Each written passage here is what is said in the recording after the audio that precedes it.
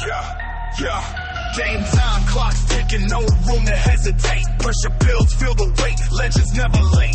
Field generals carving paths, tactics like chess.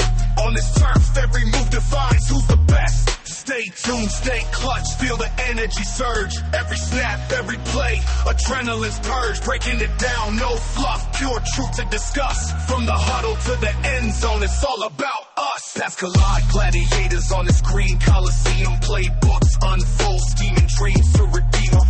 Refs whistle cuts, the tension like a knife. Each yard gain another chapter in the strife. Blitz.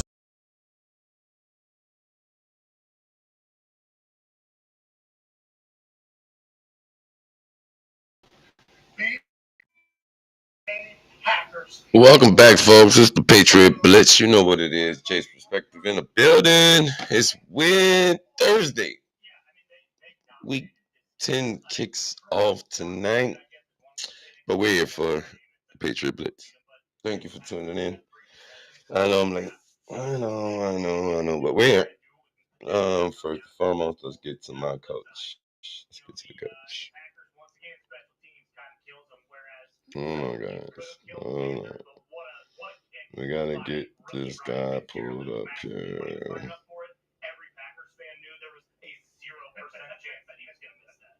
Let's go to the next game in the NFC North. Vikings, Detroit Lions, fourth quarter, 141. Lions only have one timeout. First down Wednesday. J.J. McCarthy in a bucket to nail it. J.J. scored a touchdown on the ground. He threw a couple. J.J. had some inaccurate passes where he missed like by 10 yards. And then whenever the moment's the biggest, J.J. locks in and makes a play. His teammates loved him. Okay? All the way back from high school. IMG, they loved him. College of Michigan, they loved him.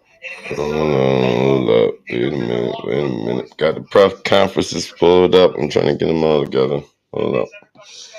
I had them all up there. I don't know why they not. I'm just getting everything together. All right, here we go. Okay. All right.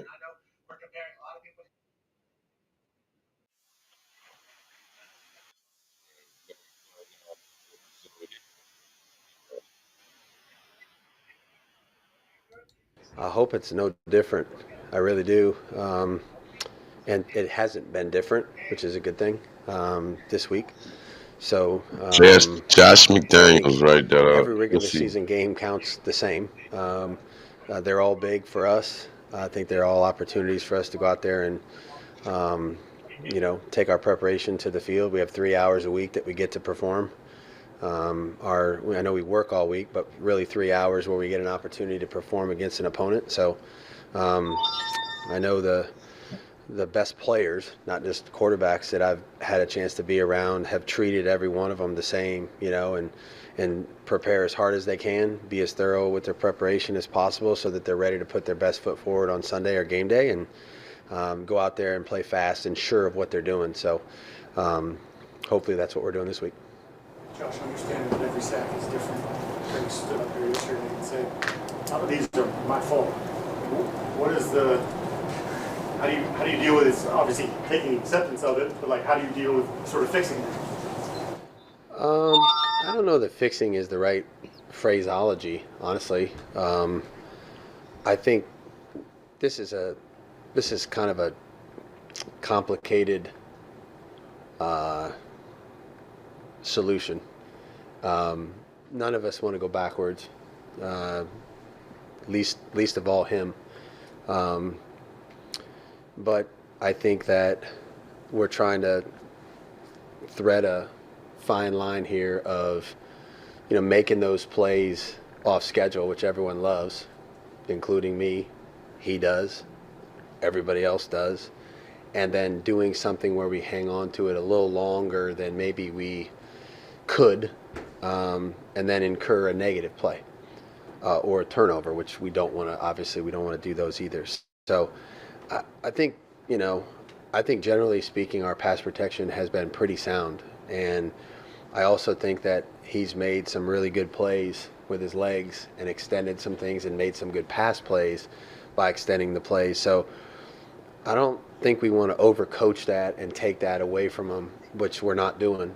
I think as a young player who's going to continue to learn, hopefully we'll eventually find that real sweet spot where it's like, you know what, I have a great feeling for this. I don't feel like there's something there, but Yep. I also don't think Got a there's a great great opening for me to spot extend it this. and then making some decisions to do something else with the ball. So it's a hard thing to simulate in practice when you don't let anybody go and hit the quarterback when he's wearing a red jersey and you don't want anybody around his throwing hand. It's not as easy to practice as you wish it was. And me and Ashton running at him, with practice dummies doesn't necessarily do the trick. So I think he's very well aware of his role in pass protection in general and what he wants to do.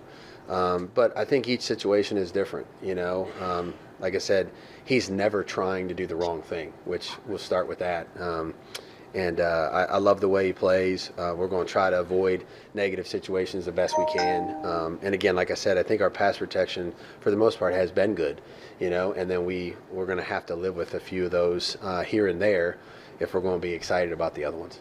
When it comes to, him going through reads, because he's so athletic and mobile, is it like 1, 2 and go, or is there like sort of a line there that you guys coach in terms of how long you would like him to kind of progress through a read on a given play? I think it depends on the play. Some reads are a little quicker than others, but what's the depth of the route?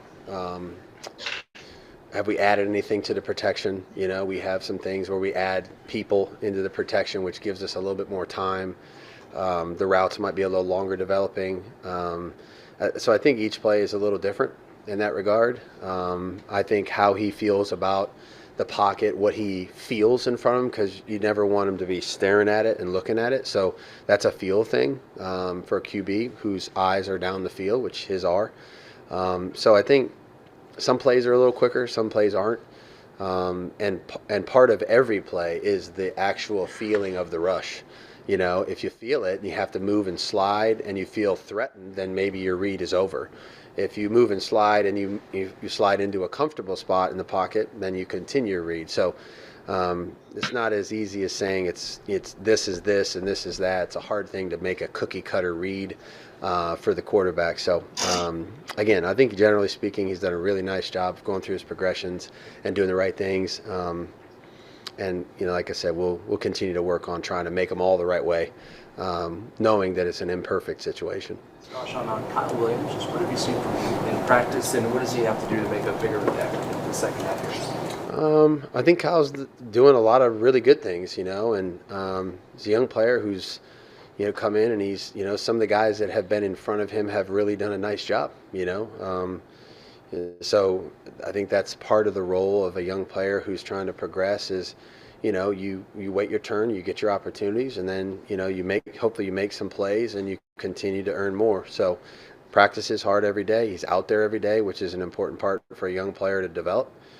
He knows what to do. He's played multiple spots.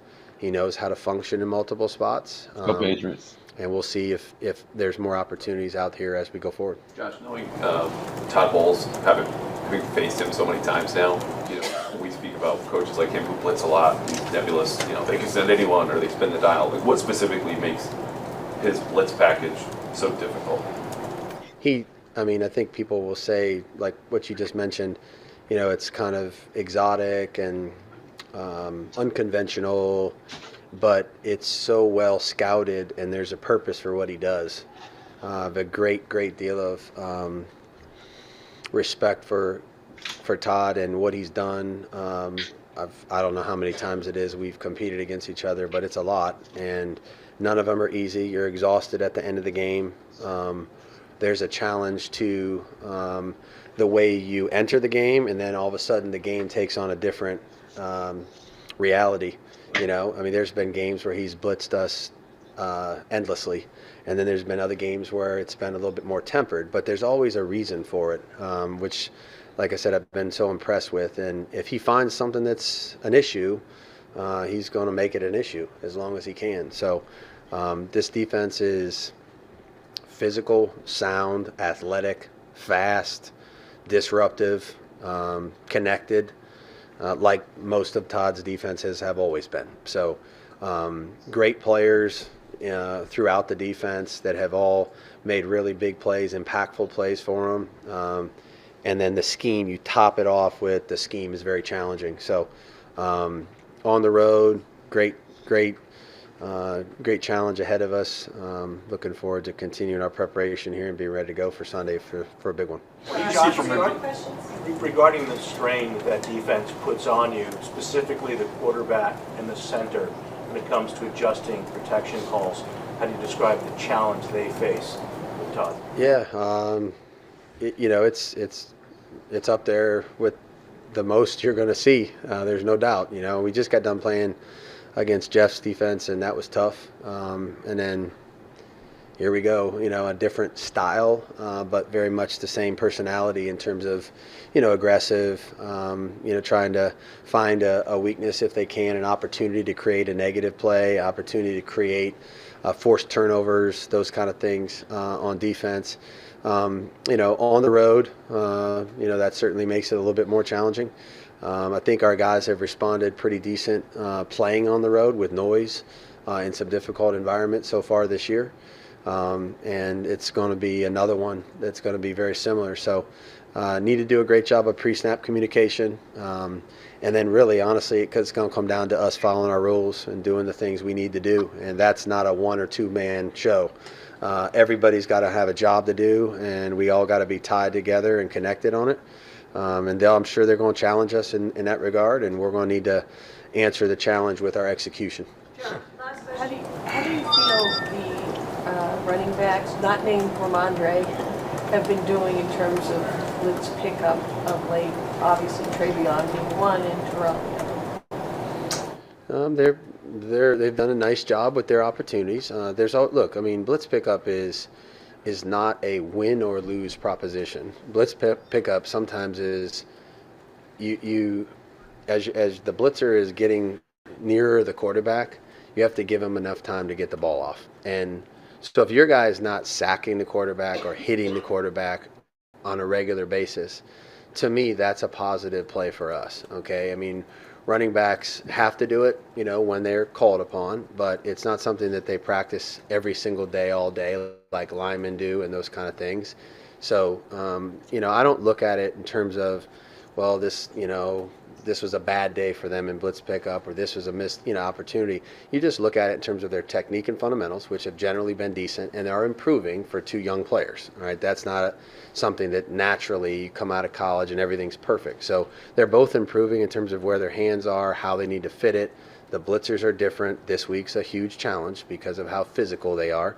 But sometimes losing slow is what you need to do, and just giving the quarterback enough time. So we've had some really, really good backs here that have pass protected well for a long time that lost slow and died. Dante Scarnecchia used to say that if you're going to die slow. Give them enough time to get it off. So, that's part of every blitz pickup scenario. So can't die too slow, all right, and certainly not die quick. But I'm encouraged with what we're doing, like where their eyes are at, because that's how it starts. If you're looking at the right thing, you have a chance to block it.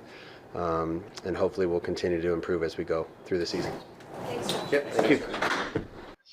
All right, that was Josh McDaniels right there, our OC, guys. Hold on, let me get to my boy. Bring up the head coach. We're sorry about your loss. How are you doing? Bring up the coach, because guess what? We got to get to our head coach. Another week.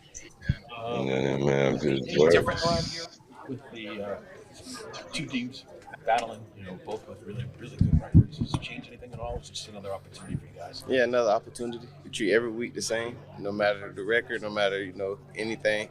Treat the same week as last week or the week after.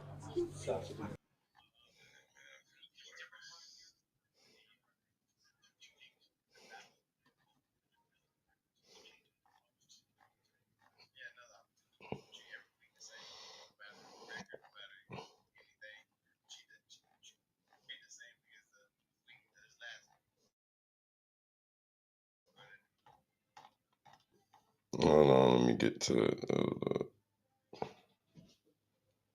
Let me pull it the official website. You know, I'm a Patriot dieharder. So, you know, from New Orleans, but Patriot fan since the 90s. 96, baby. 96. And guys, we are here. 7-2. 7-2. We have our latest Foxborough episode up, and I do want to go through it, but we have film from last week. Let's go inside the locker room after the win. You know what I'm saying? Let's go inside the locker room. Let's go inside the locker room. Locker room celebration. Yes. We got to bring y'all that. And then we're going straight into the script and get y'all ready for Thursday night blitz, where we're going to have some information. Because we got a good divisional matchup between two good teams. Well, one's good and the other Get up here, hey! Tonga, get your ass up here, Pop! Tonga! Hey, short yardage guru, we was waiting on Tonga. Okay, gained 6 yards on 3rd and 1, hell of a job. Hey, listen to me, guys. Congratulations. Where you at, Diggsy? 900 receptions. All right, there we go. There we go. There we go, baby. Short victory. Okay, defense came up huge. Take it. End of the game. Okay, 2-minute stop, 1 clap. Offense, 5 minutes. I love that shit. 1 clap. Victory formation. We got that shit down. 3 weeks in a row. Victory. We're gonna keep practicing it. Best playing football. Okay, fellas. Defense came up huge. I'm proud of you. Special teams clean. Okay, clean. We're all gonna start complimenting each other. Okay, we're one team. We're one family. We talked about it. Nobody's taking our joy. Nobody is taking the joy that we have of playing this game. Nobody's taking it. People that we get to do it with. Okay, I know that everybody wants to make plays. One clap. We just want to win. In the end, when you win, everybody gets taken care of. I promise you that. There you go, 10. Let me hear it, 10. Hey, bring it. Hey, love y'all, boys, man. Let's enjoy this one. Enjoy this one. And we're back on the road next week, man. Pass on me. Pass on 3. 1, 2, 3. Pass. All right, guys. All right, guys. You know what it is. You know what we came to do. You know what we came to do. Okay, listen to me. Fellas, there's so much more in there. First of all, fellas, congratulations, man. When I see you guys out there competing, I knew the game was going to go a certain way when we got to stop and we got to score at the end of half. Okay? We just have to do that sooner. We're not changing, okay, but we're moving on. We're going to celebrate it, but we're so much in this groove, man. Don't look ahead. Just focus on tomorrow, how I can improve, take care of my body, make the corrections, okay? But this is going to start getting fun. Everybody has a role.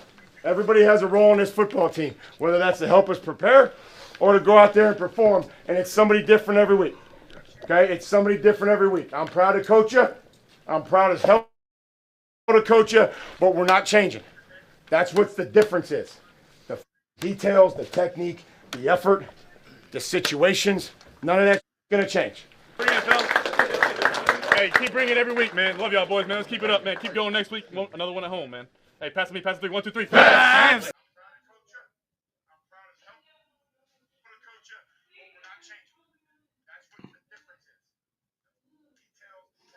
Go, bring it up, fellas. Here we go. Bring it up. Let's go. All right. Hey, congratulations, fellas. I don't know what else needs to be said, right? It's about being road warriors, okay? We'll play wherever they want us to play, okay? We'll rush the ring and we'll play wherever they want us to play. There's so much better football that we can play. It's close. Okay, but you kept taking care of business. I'm proud of you. I appreciate your efforts, fellas. You already said we'll play wherever they offense carried us through. Defense, they didn't score in the second half. There's things of complimentary football that we have to continue. Get a breakdown and pray. One sec.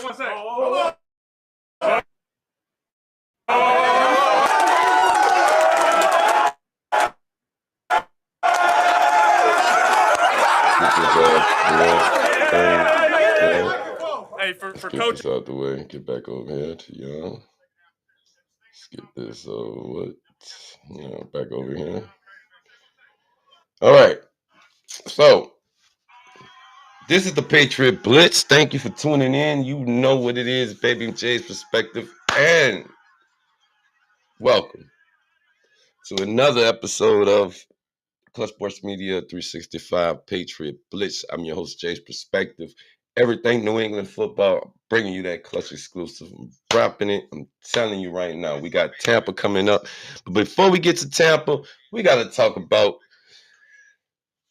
Edge of Victory, holding off the Falcons and keeping the streak alive, baby. Yes, it wasn't pretty.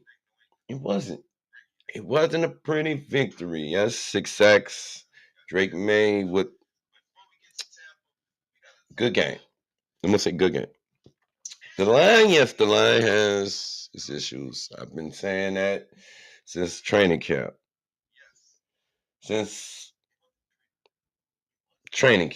I've been calling it, and guys, it is what it is right now as we stand here. Week 10. My Patriots are number 1 in the AFC East. Number 1. The New England Patriots just edged out the Falcons 24-23 at home, improving their streak to 6 straight wins and moving to 7-2 on the season. Sophomore quarterback Drake May threw for 259 and 2 touchdowns. Wide receiver Demario Douglas broke a century receiving yards, and the defense made enough plays to survive a late push. Yes, a late push from the Falcons. They refused to quit. I respect that. Michael Penix, he got in there. Drake London, he did his thing. Bijan, I was more concerned about how the running game would look. I was more concerned if our defense would get there, how they would try and, do their little thing. But it is what it is, guys. In this episode of the Patriot Blitz, I'm going to break down the clutch moments, the roster impact, and what this win tells us about where this team is heading. So stay tuned. Stay clutch. All right. Clutch Nation, welcome back to the Patriot Blitz. They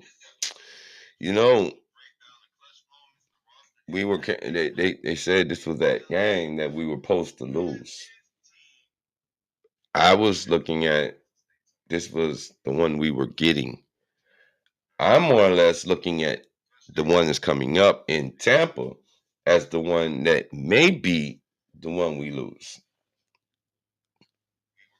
I mean, it's a game against Baker. It's a game against the Bucks. They are one of those teams like us, similar with the comeback, similar with the fight. They don't quit. Now, from the opening kickoff, you could feel the momentum in Foxborough. The Patriots jumped out early.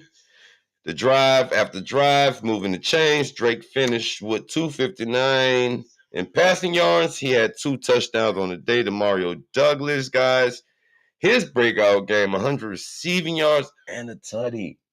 So each week, not only are we emerging with Butte, Stephon Diggs, and Drake are getting that chemistry, but Pop, he's got it. Mac Hollins, he's coming through clutch. Yeah, that is what you want to see from a team that is on the streak we're on, that nobody's seen coming. They talked about it all this morning. I was like, can y'all just stay up off them? Drake is second in the MVP talk. I'm quite sure Vrabes is going to be mentioned in the coaching of the year award. There's going to be all kind of accolades the Patriots might get because of this start that we have. I mean, just being honest, guys, you got to look at the way the Patriots are. 259 in passing yards, 2 touchdowns. He finds Demario Pop Douglas this game, and he goes off. You probably thought I'm gonna take Booty out, but then Pop gonna go off.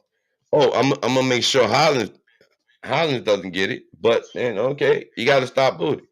Travion Henderson, no Ramondre, but Henderson, he's getting his feet wet with the running game. I mean, we could ask for a little more in the running game, but Jennings comes in and Jennings does his thing.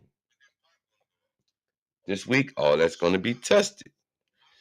Meanwhile, the Falcons are and were dangerous. Quarterback Michael Penix threw for 3 touchdowns. Wide receiver Drake London had 118 yards and 3 scores. You definitely knew, and if you didn't see it the week before, they were struggling. Kirk Cousins didn't have an answer. That offense looked like, what is wrong with them? They came off a ugly loss, and we all were like, so for me, I was like, wait a minute. This is that game where now we got to worry because now they're going to come in with a hunger, a defiant streak. They're going to come in and they're going to want to whoop us. They're going to want to do something. And what did they do? They battled. It was a Parker miss. And what did I say in training camp? I said, I want a kicker that comes through clutch when we need him. And we made the right kick. Andy Borgeles comes through clutch. While Parker Romo, he missed the kick. That's how the cookie crumbles, folks. We get the W. 24-23. That's it in the game. I heard the chatter. Oh, they missed the kick on purpose. They did this. No, nobody goes into these games wanting to lose. Nobody comes all the way from down south, up north, and had the chance to win. And then decides, oh, no, we're not going to do it. I just told you, Penix laid it on the line. 3 scores. He looked like the better quarterback that day. We're talking about the same draft class. Drake May, Michael Penix. They came in. But our guy, yes, Mayday. That boy looks clutch. He gets our clutch award. He continues to shine. Yes, he got the Patriot blood going through him. The boy born for this. But this was a Patriot win, guys. Thank you. Patriot Blitz. We got them win. They held on key sequence. Late in the game, the Falcons' drive closes. Extra point missed by Atlanta kicker Parker Romo after the touchdown. That miss was huge. That's why I went back to my little tangent when I said we needed the kicker who's going to be clutch in these moments where the game may come down to your kicker. I did not want a kicker if the game came down to it that we were going to be like, wait a minute, hold on. So Parker Romo, although he's being clutch, Atlanta rolled the dice and he gambled and they got Parker Romo and he's been clutch. I'm still happy with Andy because Andy came through clutch. The Patriots increased their lead. Now, I want to harp on this, especially when May delivers a clutch 17-yard completion to Hunter Henry with under a minute left to seal the deal. And there is a highlight where you can see Vrabel on the sideline telling his quarterback, just go out there, look, whatever just happened before, guys, look, don't worry about it. Don't worry about anything. Look, don't worry about it. Just go out there, get this first down, and get the hell up out of it. Let's get the hell up out of here. And what did he do?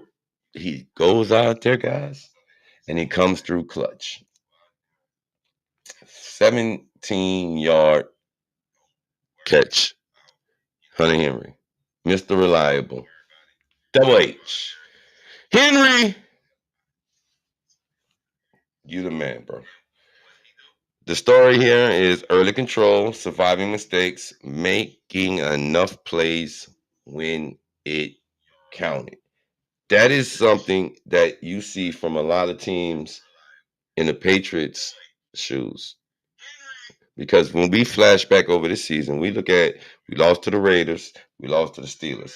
And those losses are turnovers was the one thing that was just ugly. But in that Pittsburgh game, that's when I think it all clicked. 5 turnovers in that game. After that, we've been on a tear. We went up to Buffalo, started this road game, went down to New Orleans, right across the river from me, and took that. We went to Tennessee, and they were chanting Vrabel, and it was chanting. Then we went and beat Cleveland, win 5 sacks. Told my boy out the frame in that game. Myles Garrett is a straight menace. Then we fought a real good opponent in Atlanta. Despite looking at the record, despite looking at whoever it is, guys, we handle business. And then, despite the defensive pressure that they applied, we were still able to come out this game victorious. So we find ways to win. That's what makes this matchup coming up even more riskier and more similar to because both teams have that fight. Both teams have that dog. Both teams are going to battle. They're going to battle. Guys,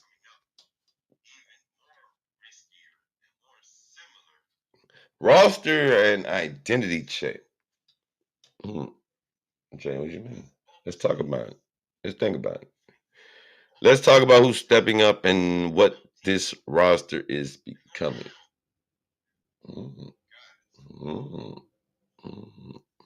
May, sophomore year. This guy is showing QB1 poise, 2 touchdowns, 259, yet he knows there's room to grow. See, that's what I acknowledge in this young man's performance because he is taking tremendous strides forward. He's learning, and you heard Josh McDaniels say he's taking steps forward. We're putting him in comfortable positions. We're allowing him to see, and then when there is mistakes made, you see him on the sideline with the tablet in his hand. What are you doing? It takes your coach to come over to, hey, bro, whatever happened before, just throw it away. Get it out your head. Come on. I need you to go out there, focus, and get the job done. Douglas, a young wide receiver breaking through. 100 yards that changes how teams defend the Patriots. Now, pay attention.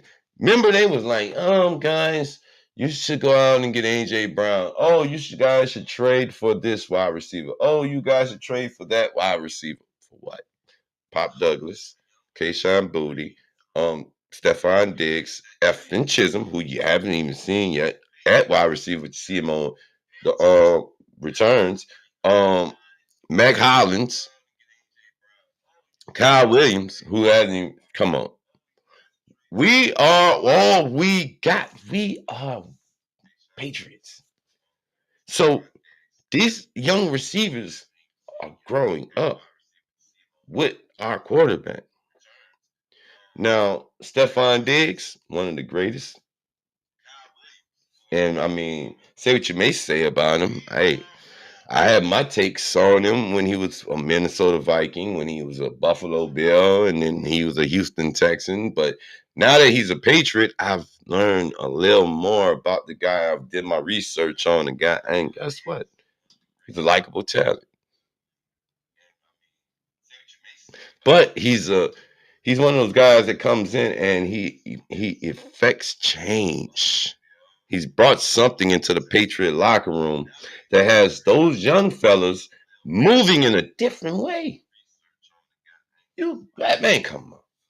The guy, Pop Douglas, had he had 2 in New Orleans. They were trying to beat us in New Orleans. They were. He had 2. Booty got his 2. Pop got his 1. Steph got his 2 on the ring. So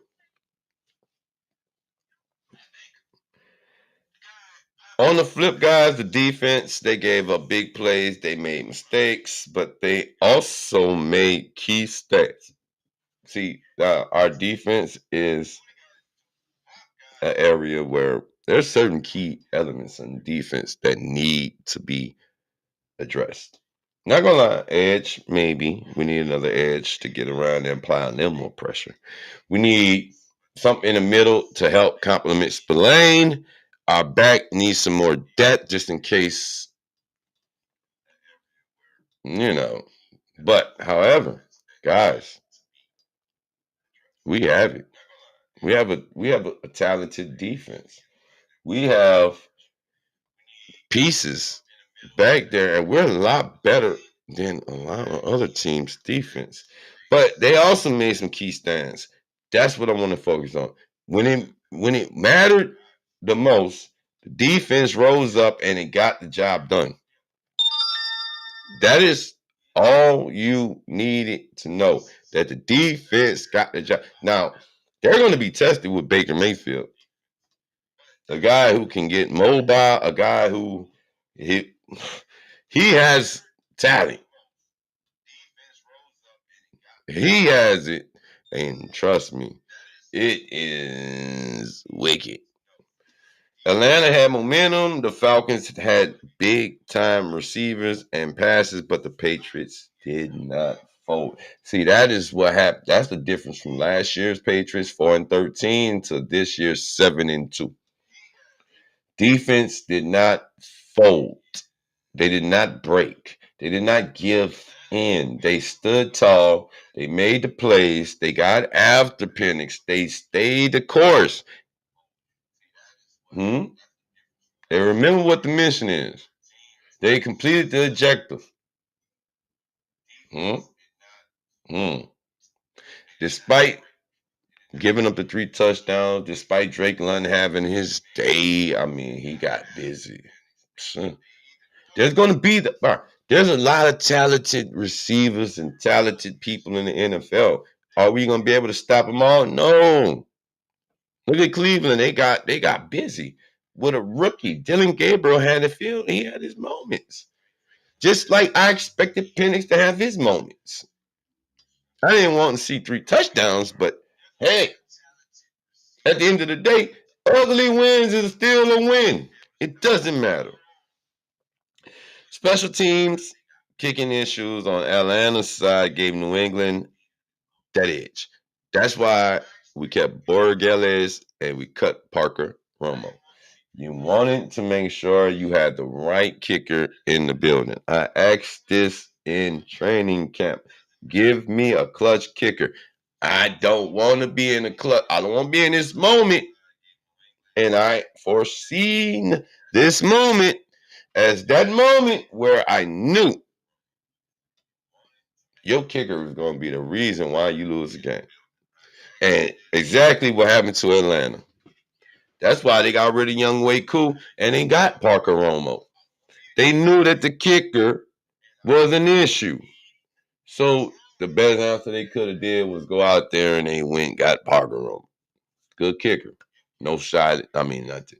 Good kicker. Just missed that one kick. So the roster is becoming battle tested. We have been tested. We've been through a gauntlet, and we're now going to be tested even more. We have one that's coming up, and it's going to be real. We're seeing youth, we're seeing experience, and we're seeing people make plays under pressure. That's the heartbeat of this rebuild turned reload. The Patriots have reloaded this roster. We have returned to some sort of greatness. The evil empire, what I'm hearing about everybody say, the evil empire's returned. All I can tell you is Patriot football is back, baby. New England Patriot football is back. And you can sleep on it, but the way they look now, I can say I would like to see them in the postseason. Because when we made the postseason last time, it was pathetic. It was pathetic.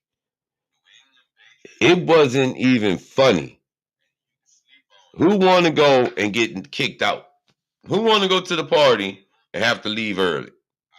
Who wants to go to the big dance and get kicked out early? That's the question. You get there, you look around, you're like, okay, I can feel this. Yeah. Next thing you know, oh, party over.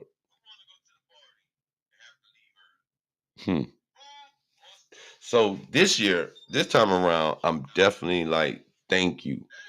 Thank you for this time, because now this is where we are.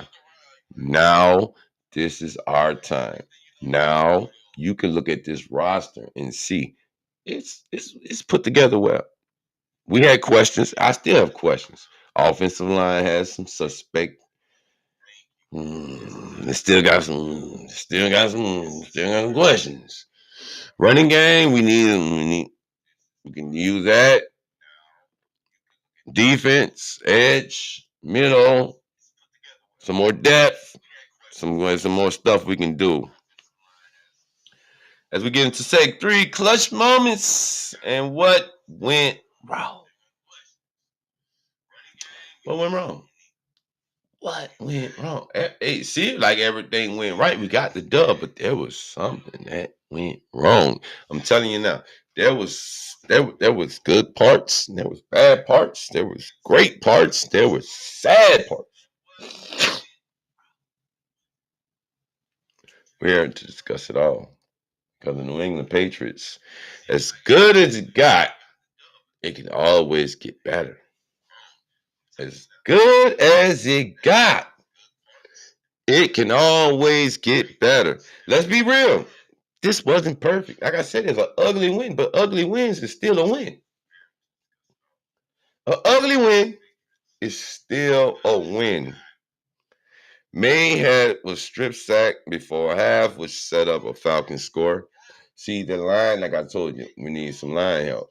You want your line shored up to give him protection. He was sacked.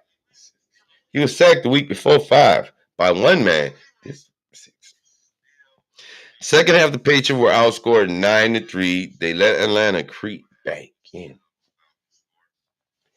This is where I'm glad to see that we have the know-withal, the wherewithal to get back in the game.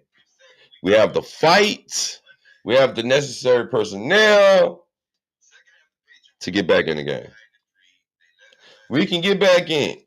And we did. We fought. We got back in the game. After being down, we come back to win. I was shocked. I just was like, wait, we might lose. Just brace yourself for the loss. Just take it.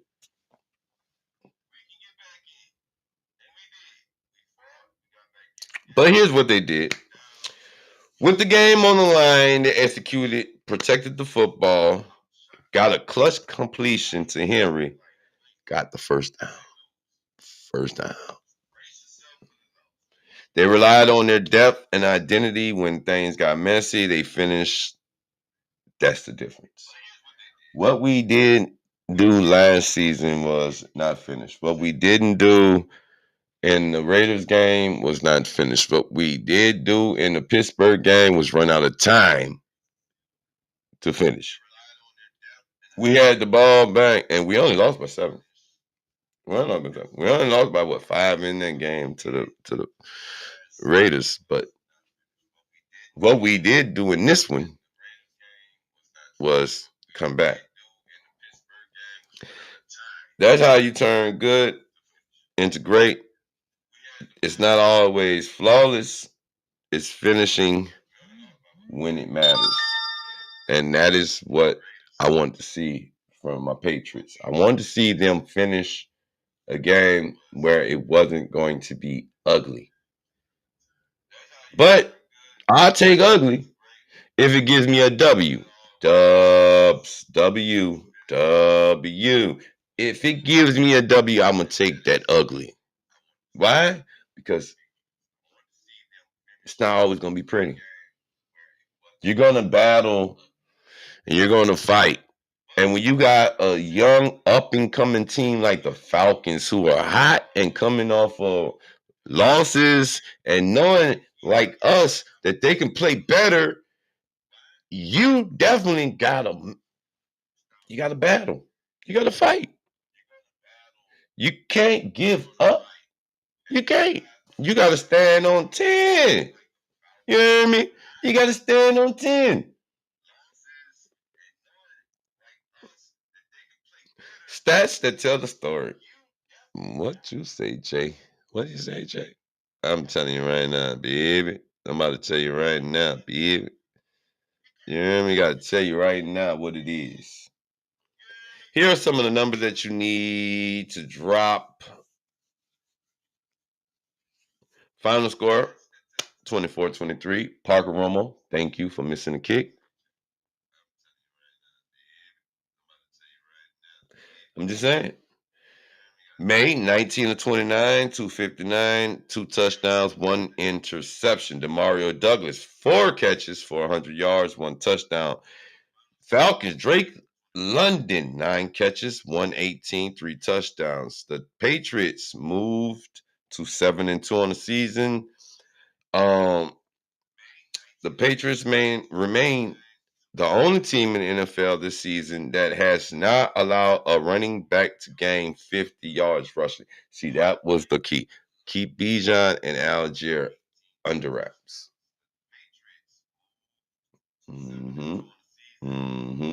See, that was the key.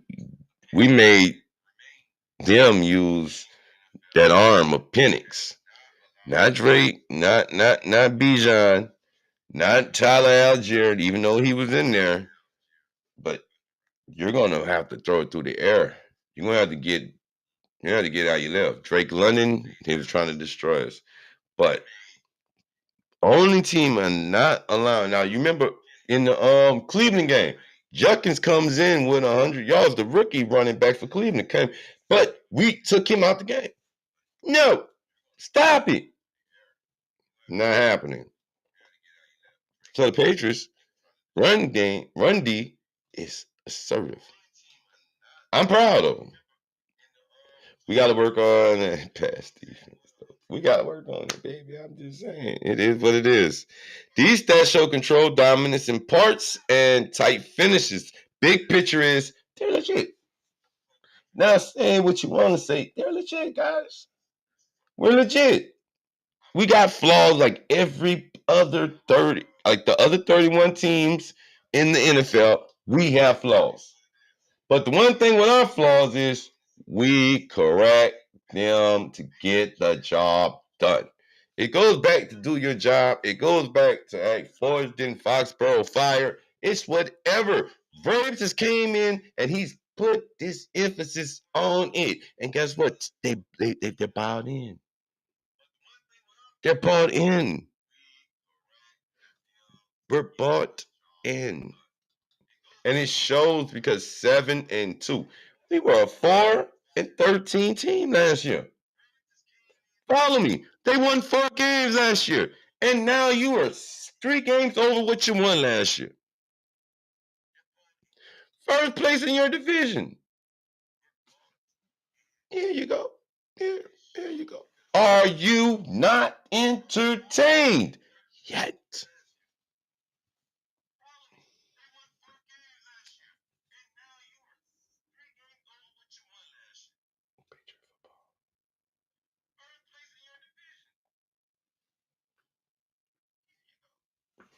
Guys,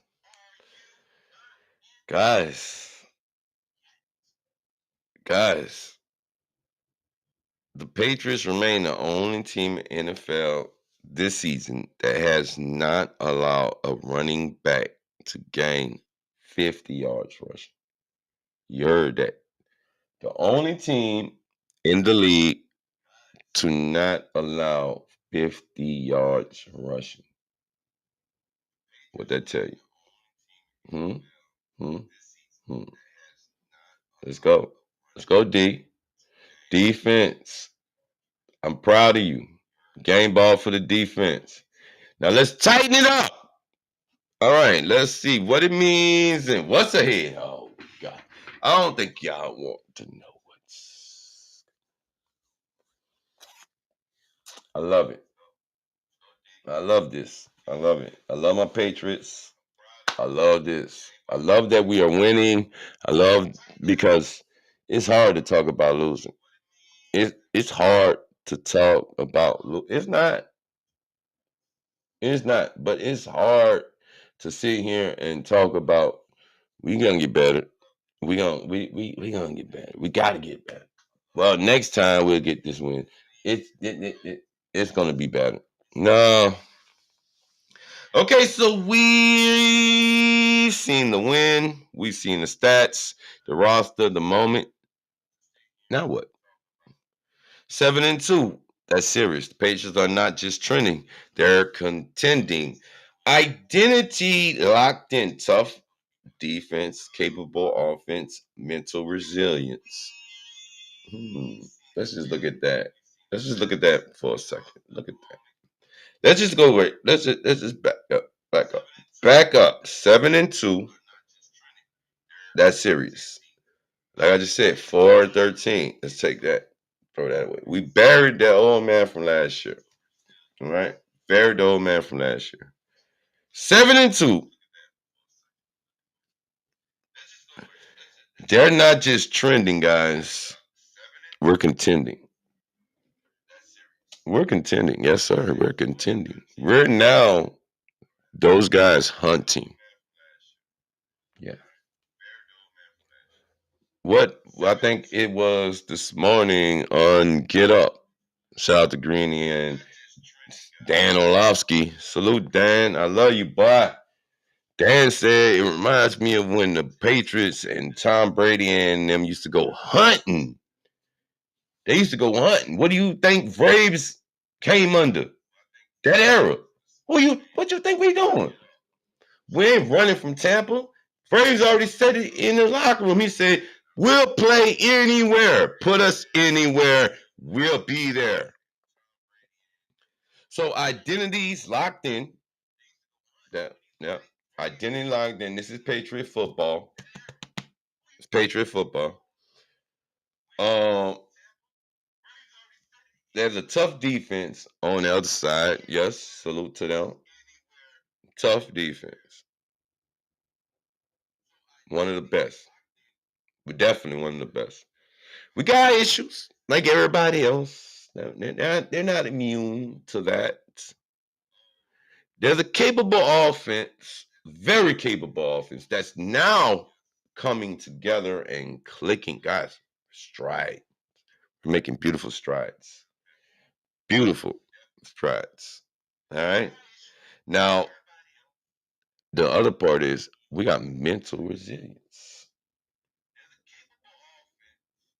We've been down a road. Everybody's on this team, with the exception of our rookies, has been on that 4-13 hurt train. Verbs came in and restored order. Shout out to Gerard Mayo. It's not all on him. We're not going to bash Gerard. We're not. It's one thing we're not going to do. We're all Patriots. We're not bashing one. But he had a rough go around. His first time at the helm. It is what it is. Identity is locked in. This is Patriot football. Remember that. That's what it is. New England Patriot football. And we are 7-2. And by golly gee whiz, it was not given to us. We had to go out and earn it.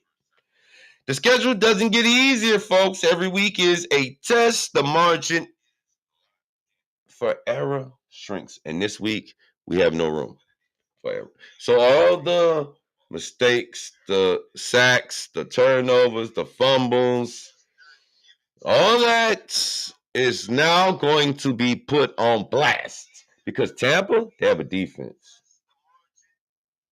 They have a takeaway defense. Did you see what they did to Saints? Baker didn't even score a touchdown. It was all defense.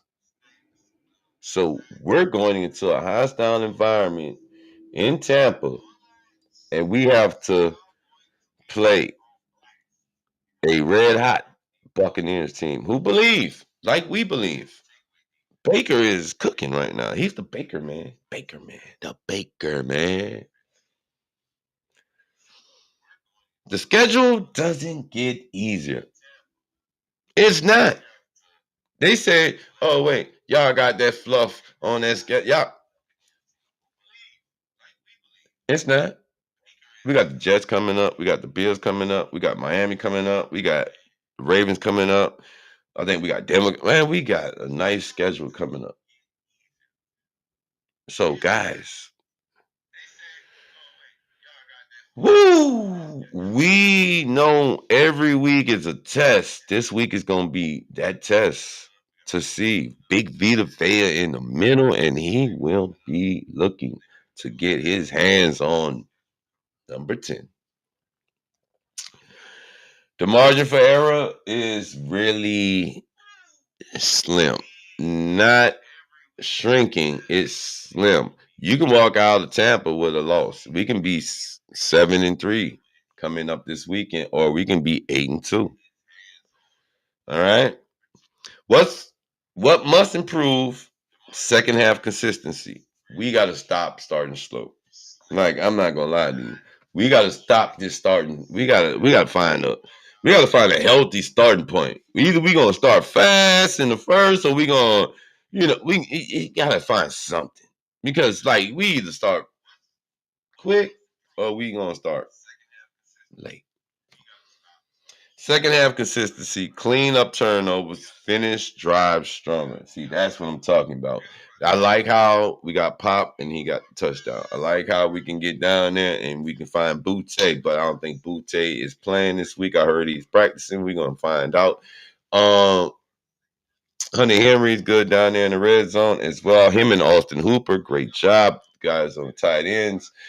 I like to see our rookie get more involved, Mr. Travion Henderson, because I was looking back at his old tape from college, and I'm like, this guy was a monster. But a lot of stuff doesn't transition over from college to NFL, so, we just got to find a way to get that done. So, again, we must improve second half consistency, clean up turnovers, and the finish drives stronger. We got to close them. We got to score, man. We got to score, man. Gotta score, man. You know what I'm saying? It's not an option. This win over Atlanta wasn't the biggest margin, but it might be the one of the most telling. You survive when you're not perfect. You win when you make the plays that matter. That's the culture being built in Foxborough. I love it. Listen, this win over Atlanta wasn't the biggest margin, but it might be one of the most telling because it exposed a lot of what needed to be exposed in order to move forward. So, from this game tape, from this footage, from this week's action, we need to see how, okay, we survived. It was not perfect.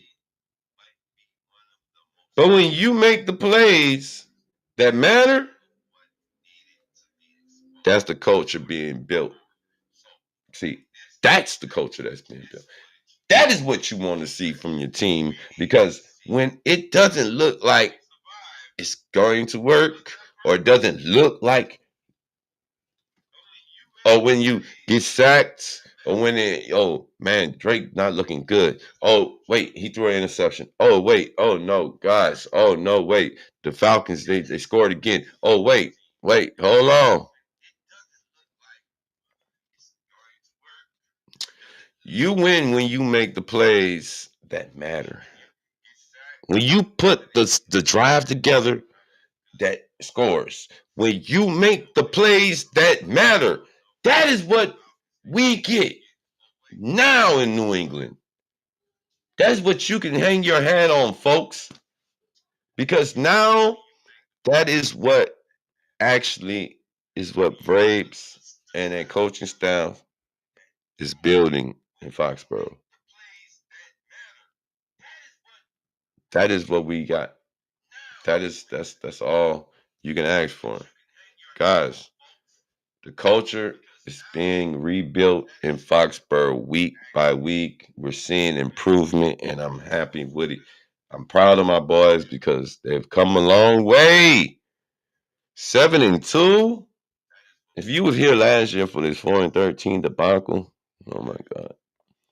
If you was here for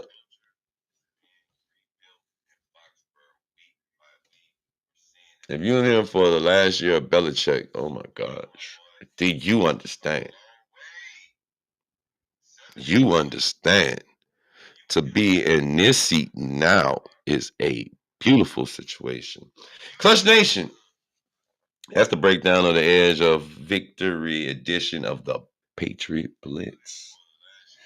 I could just continue on with it. The Patriots edge out the Falcons 24-23, move to 7-2, and show the kind of gritty identity that wins in the playoffs. Playoffs? We're talking playoffs? Jay, too early for playoffs. If you like this episode, make sure you hit the subscribe, share it, drop us your thoughts. What was the clutch plays to you? Who rose above? Who still needs to level up? I'm Jay's Perspective, and this is the Patriot Blitz, powered by the CSM 365, the breakdown. Clutch Sports Media 365. I don't know. No, I'm just kidding. But listen, honestly, this is real talk. We got to go to Tampa. We got to go and face Baker, man. We have to face another NFC South opponent. We have to go into a hostile environment. We already went to New Orleans, right across the street from right across the river from where I'm at. Anyway, but we got to go down there and hear that cannons. Boom, boom, boom, boom. And trust me, they're supposed to have Godwin back, allegedly. They're supposed to be getting Mike Evans back. I think Ibuka is going to be back. But this is going to be a real good test. Because like I just said in my almost closer, it was you win when you make the plays that matter. And this is where we're going to find out when we matter. Because now you got to take this show on the road, baby. You got to make sure you go in this hostile environment and you got to know we can't turn the ball over. Our line has to protect because they got defense. You know that big boy in the middle, Vita Vea, he gonna do his damnedest to get to Drake May. And Will Campbell, Morgan Moses, Brad Berry, guys, the line, we gotta get together.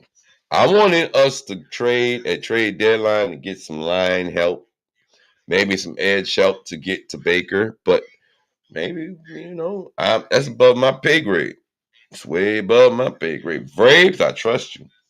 You know what you say in Bill we trust? Well, in Braves, we trust. You know what I'm saying? Because what else are we gonna do? We're 7-2. We're flying high right now. We're number one in the division. But that can all change. If we do not correct the mistakes, turnovers, to protections, guys, Pop looked good. I mean, what he had? He had the 4 receptions for 100 yards and the tutties. But look at what Drake London was able to do. 3 of them. So I'm saying, defense, you got to step it up. I mean, I don't know if it's Gonzalez, what happened, Brian, on that back end. I mean, come on. Carlton Davis, we brought you in, and now guess what? You got it, boy. You got to go back against the team that you originally started with. He came from the Bucks originally. I think he went to the Bucks and then he went to the Lions, and now he got to go back there. So I'm looking for, we're good. But it all depends on who they have back there and who it is they have back there. Who do they get back? Do they get their wide receiving core back? Because that's going to also take us to that preparation. Because like I said, we did good in a chaotic ass scene because it was ugly. But even though it was ugly, it was a W. We got a dub. We got a dub. Ugly win is still a win. I mean, I'm not. I'm just trying to be more or less. Nah, I'm not trying to be like this is the game where we looked at the schedule and was like, okay, because I was like most of them was like, oh well, Atlanta was the game you're supposed to lose. No, we're not supposed to lose to Atlanta. We're supposed to not really lose to Tampa. But can it happen? Any given Sunday. But after watching my team fight and claw, I believe that we can have a chance to go into Tampa and upset the Bucks, and we can come out victorious. Just saying. That's honest opinion, and I believe that I mean, it is what it is, guys. We did it. Wait, let me get you some. Hold on, let me pull up. Let me pull up. Let me pull up. Let me pull up. Hold on.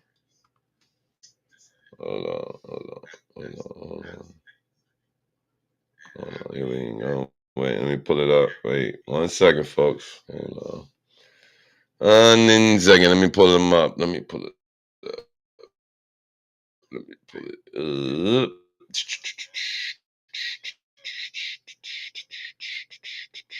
Thank y'all for tuning in, bro. Make sure y'all please like the video, subscribe, follow, leave a comment. Thank you. I appreciate that, guys. I really do. This is the Patriot Blitz. I do this. Normally we have it done on Wednesdays, but the coaching, not the coaching thing, but the Tuesday college playoffs kind of messed us up this week. We getting all of the stuff done for everything. It was like, whoa, kind of overlapped everything. So normally we have this done Wednesday, right with the power rankings, but we'll have all this done, like I said, on the other days. But today we have it done.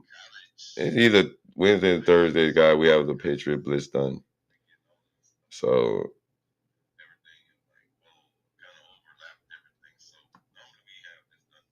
hold on.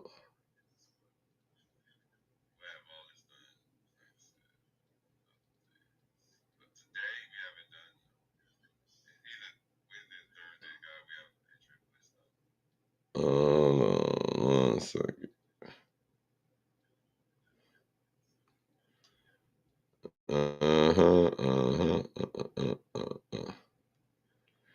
I'm trying to get it to pull back up. It's not. Let me pull this thing back up, guys. Hold on. Is it up on X? Is it up on X? Is it up on my X? Is it up on my X? I think it might be up on my X too.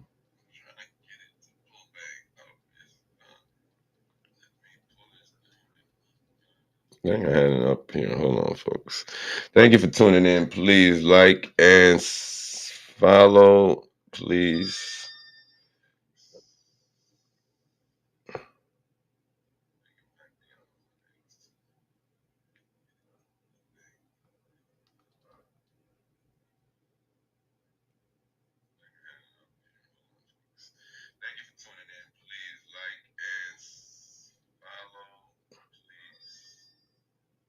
Oh, we have so much training news, guys. There's so much trading day news. It was ridiculous. Oh my God. I could not get over the hump. Oh, yeah, that's another thing. Trade deadline and all that stuff. So, man.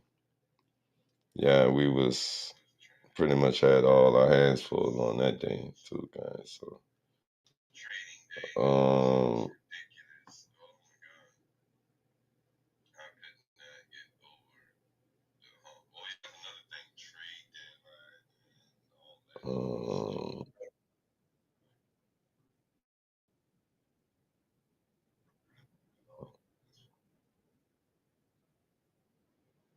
All right, it's not Gerald.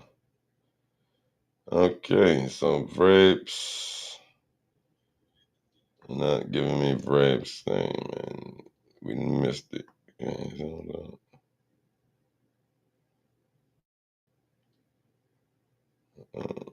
matter of fact, go right here. What am I doing? What am I doing? I messed up. I hit the wrong. There we go. There we go. Okay. Press conferences, folks. Here we go.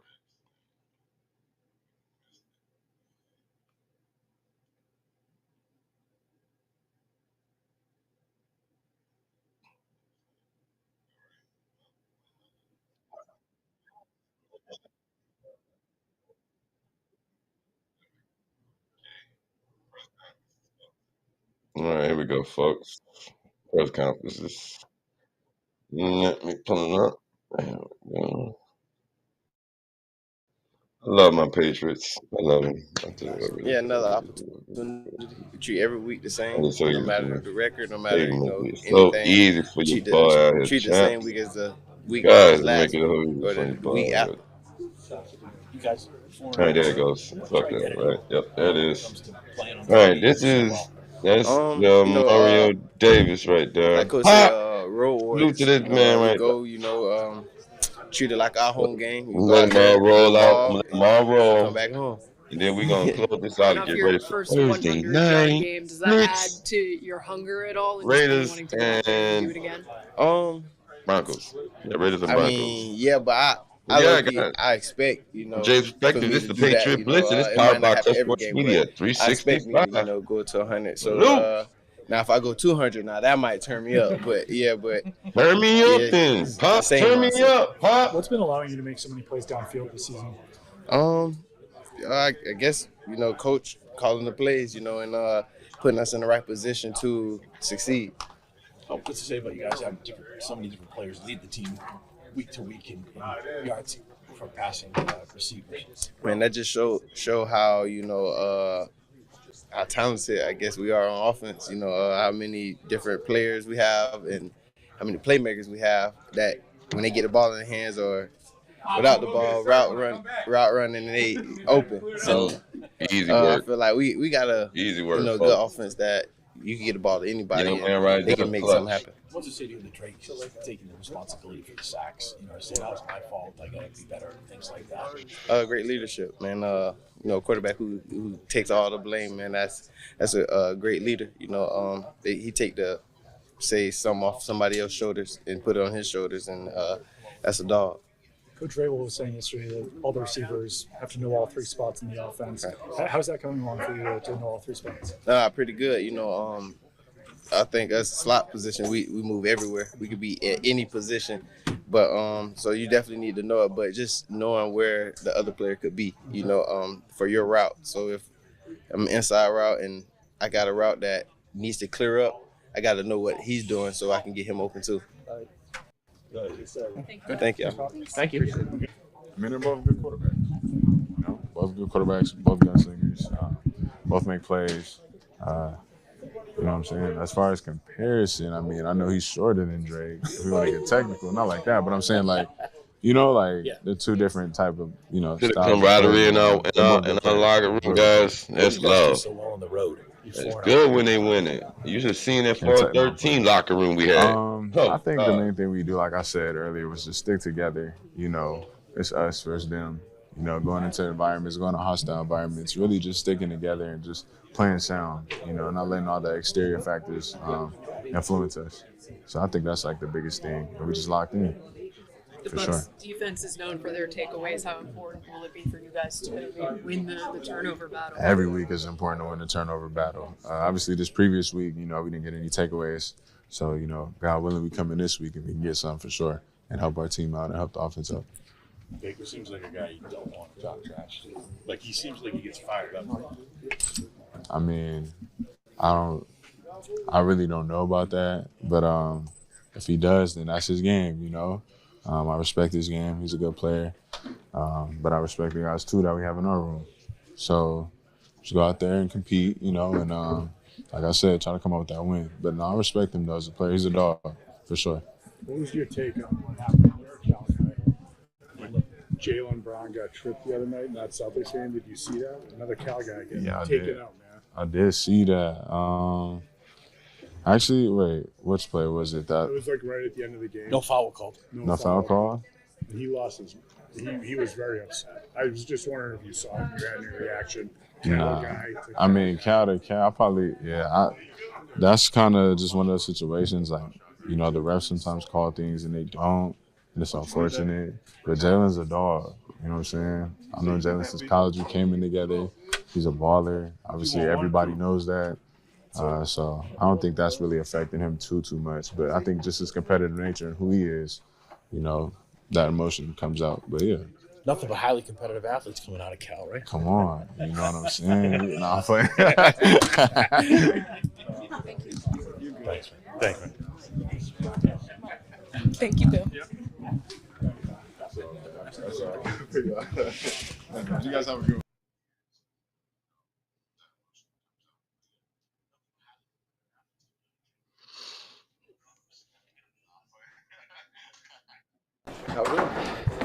There goes Josh McDaniels, guys, to the podium. You've coached some great quarterbacks over the years. Do you notice anything, you know, you got a big game, 6'2", 7'2", any of your quarterback heightened awareness or preparation or demeanor or anything else in a week like this? I hope it's no different. I really do. And it hasn't been different, which is a good thing this week.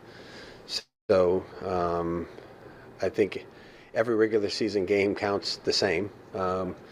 They're all big for us. I think they're all opportunities for us to go out there and, you know, take our preparation to the field. We have 3 hours a week that we get to perform. I know we work all week, but really 3 hours where we get an opportunity to perform against an opponent. So I know the best players, not just quarterbacks that I've had a chance to be around, have treated every one of them the same, you know, and prepare as hard as they can, be as thorough with their preparation as possible so that they're ready to put their best foot forward on Sunday or game day and go out there and play fast and sure of what they're doing. So hopefully that's what we're doing this week. Josh, understanding that every sack is different. Craig stood up here yesterday and said, "Some of these are my fault." What is the? How do you deal with this? Obviously, taking acceptance of it, but like, how do you deal with sort of fixing it?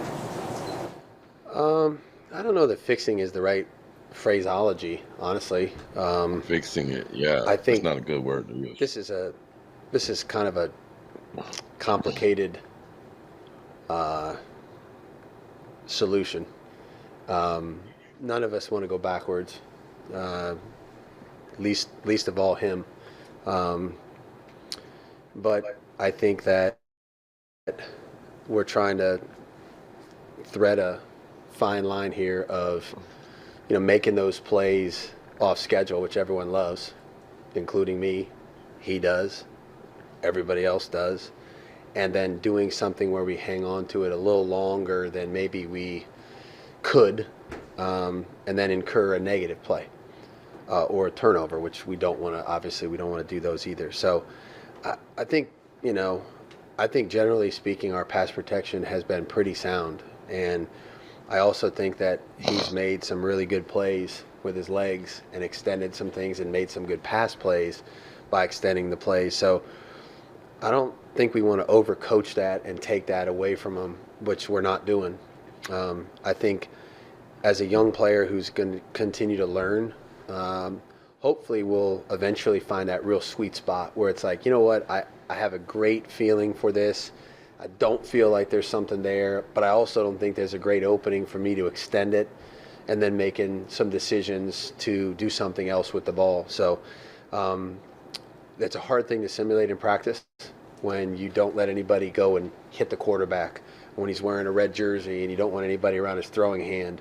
It's not as easy to practice as you wish it was. You know, and me and Ashton running at him, you know, with practice dummies doesn't necessarily do the tricks. So I think he's very well aware of his role in pass protection in general and what he wants to do. But I think each situation is different, you know. Like I said, he's never trying to do the wrong thing, which we'll start with that. And I love the way he plays. We're going to try to avoid negative situations the best we can. And again, like I said, I think our pass protection, for the most part, has been good. And then we're going to have to live with a few of those here and there if we're going to be excited about the other ones. When it comes to, him going through reads, because he's so athletic and mobile, is it 1, 2 and go, or is there sort of a line that you guys coach in terms of how long you would like him to kind of progress through a read on a given play? I think it depends on the play. Some reads are a little quicker than others, but what's the depth of the route? Have we added anything to the protection? We have some things where we add people into the protection, which gives us a little bit more time. The routes might be a little longer developing. So I think each play is a little different in that regard. I think how he feels about the pocket, what he feels in front of him, because you never want him to be staring at it and looking at it. So that's a feel thing for a QB whose eyes are down the field, which his are. So I think some plays are a little quicker, some plays aren't. And part of every play is the actual feeling of the rush. If you feel it and you have to move and slide and you feel threatened, then maybe your read is over. If you move and slide and you slide into a comfortable spot in the pocket, then you continue your read. So it's not as easy as saying it's this is this and this is that. It's a hard thing to make a cookie cutter read for the quarterback. So again, I think generally speaking, he's done a really nice job of going through his progressions and doing the right things. And like I said, we'll continue to work on trying to make them all the right way, knowing that it's an imperfect situation.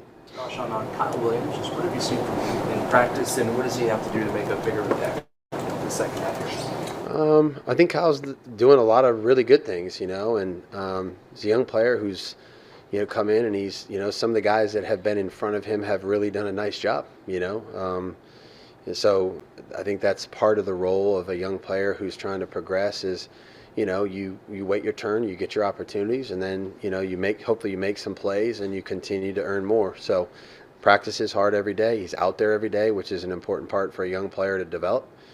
He knows what to do. He's played multiple spots.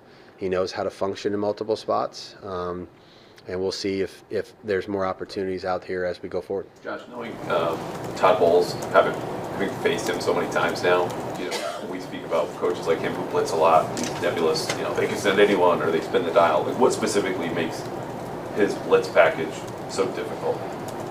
I think people will say, like what you just mentioned, it's kind of exotic and unconventional, but it's so well scouted and there's a purpose for what he does. I have a great deal of respect for Todd and what he's done. I don't know how many times it is we've competed against each other, but it's a lot, and none of them are easy. You're exhausted at the end of the game. There's a challenge to the way you enter the game, and then all of a sudden the game takes on a different reality. There's been games where he's blitzed us endlessly, and then there's been other games where it's been a little bit more tempered, but there's always a reason for it, which, like I said, I've been so impressed with. And if he finds something that's an issue, he's going to make it an issue. Like he's going to blitz, so, but I don't know. This defense is what to expect. Physical, sound, athletic, fast, disruptive, connected, like most of Todd's defenses have always been. So great players throughout the defense that have all made really big plays, impactful plays for him. And then the scheme, you top it off with the scheme is very challenging. So on the road, great challenge ahead of us. Looking forward to continuing our preparation here and being ready to go for Sunday for a big one. Josh, regarding the strain that defense puts on you, specifically the quarterback and the center, when it comes to adjusting protection calls, how do you describe the challenge they face with Todd? Yeah, it's up there with the most you're going to see. There's no doubt. We just got done playing against Jeff's defense, and that was tough. And then, here we go, a different style, Run to but Tampa. very much the same personality in terms of, On to Tampa. aggressive, Defense. trying to find a weakness if they can, an opportunity to create a negative play, opportunity to create forced turnovers, those kind of things on defense. On the road, that certainly makes it a little bit more challenging. I think our guys have responded pretty decent playing on the road with noise in some difficult environments so far this year. And it's going to be another one that's going to be very similar. So need to do a great job of pre-snap communication. And then really, honestly, it's going to come down to us following our rules and doing the things we need to do. And that's not a 1 or 2 man show. Everybody's got to have a job to do. And we all got to be tied together and connected on it. And I'm sure they're going to challenge us in that regard. And we're going to need to answer the challenge with our execution. How do you feel the running backs, not named Ramondre, have been doing in terms of blitz pickup of late? Obviously, Travion being one and Terrell.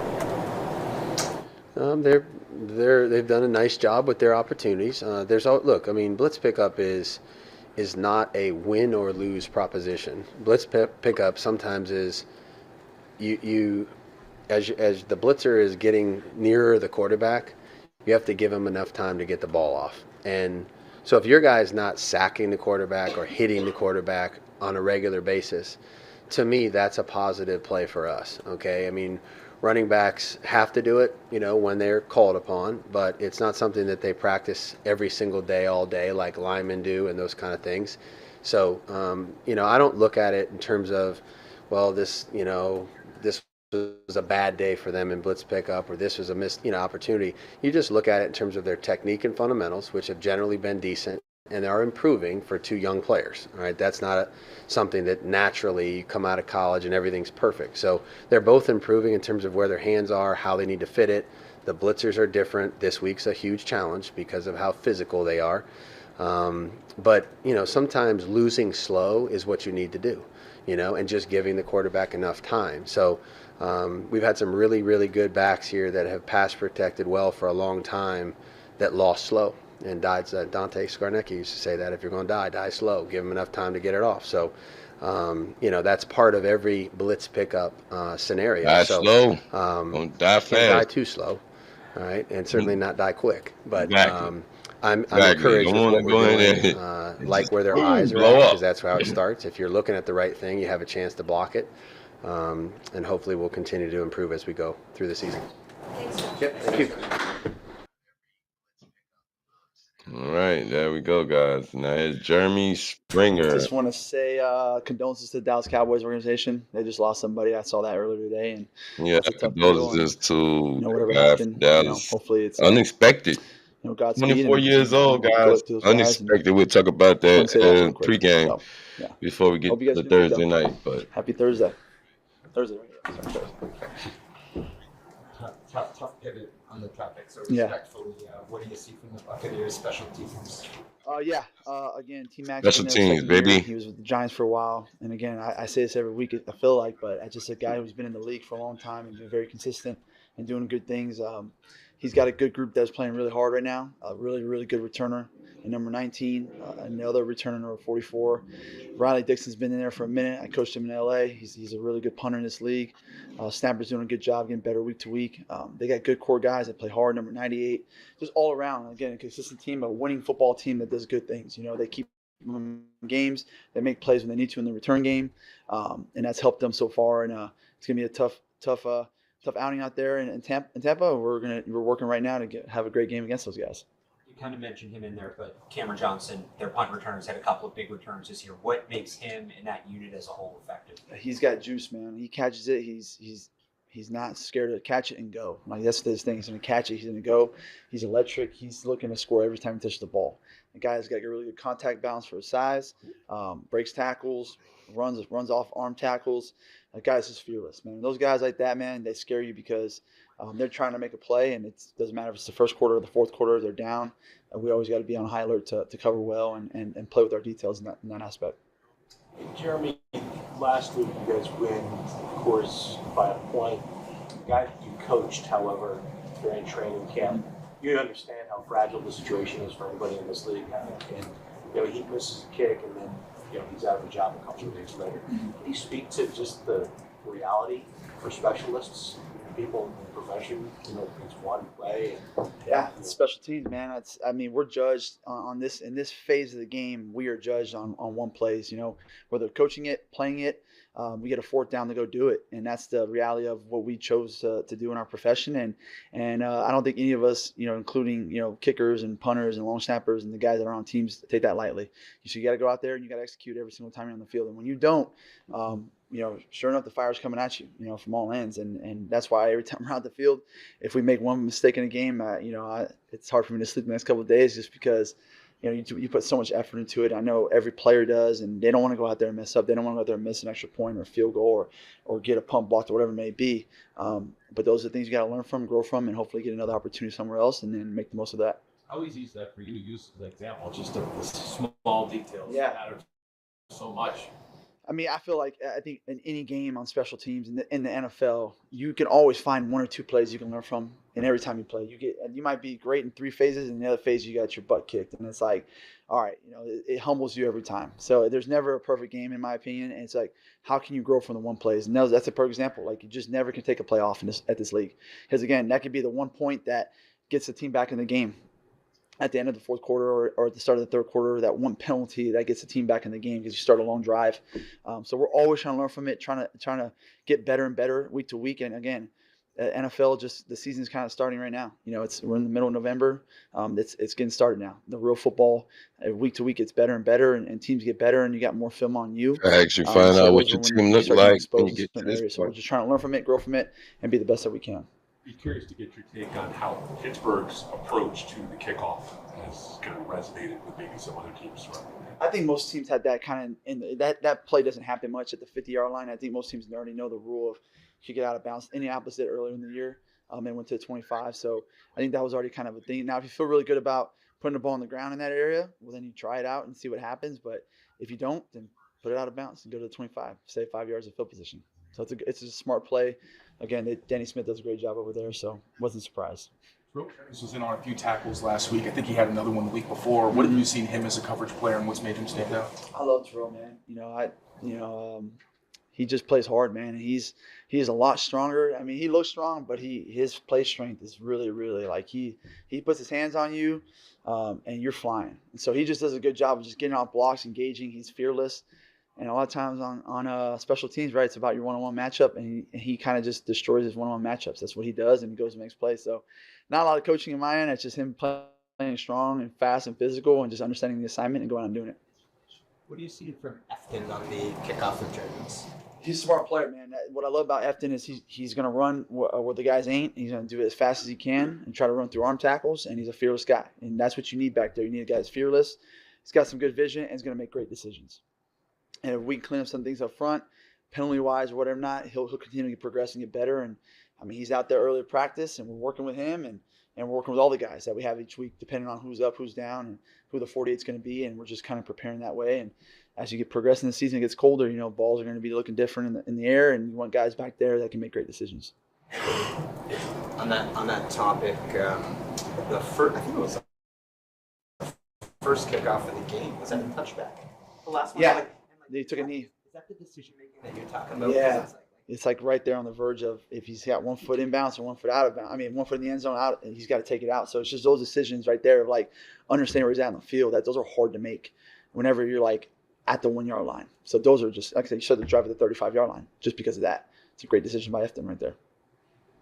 And how much of that too comes from the person who's back that week? Yeah, a lot too as well. Those guys have to work together all week. Whoever the two are back there throughout the week, they're working together, communicating in practice. We'll do it today with those guys, and those guys got to help those guys make a decision because you're running back to catch a ball. You don't kind of know where you're at, and those guys can help you tremendously in that aspect.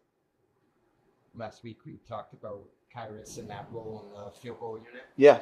And so I'm wondering, was Corey jealous, and did he come to you and be like, put me on the other side?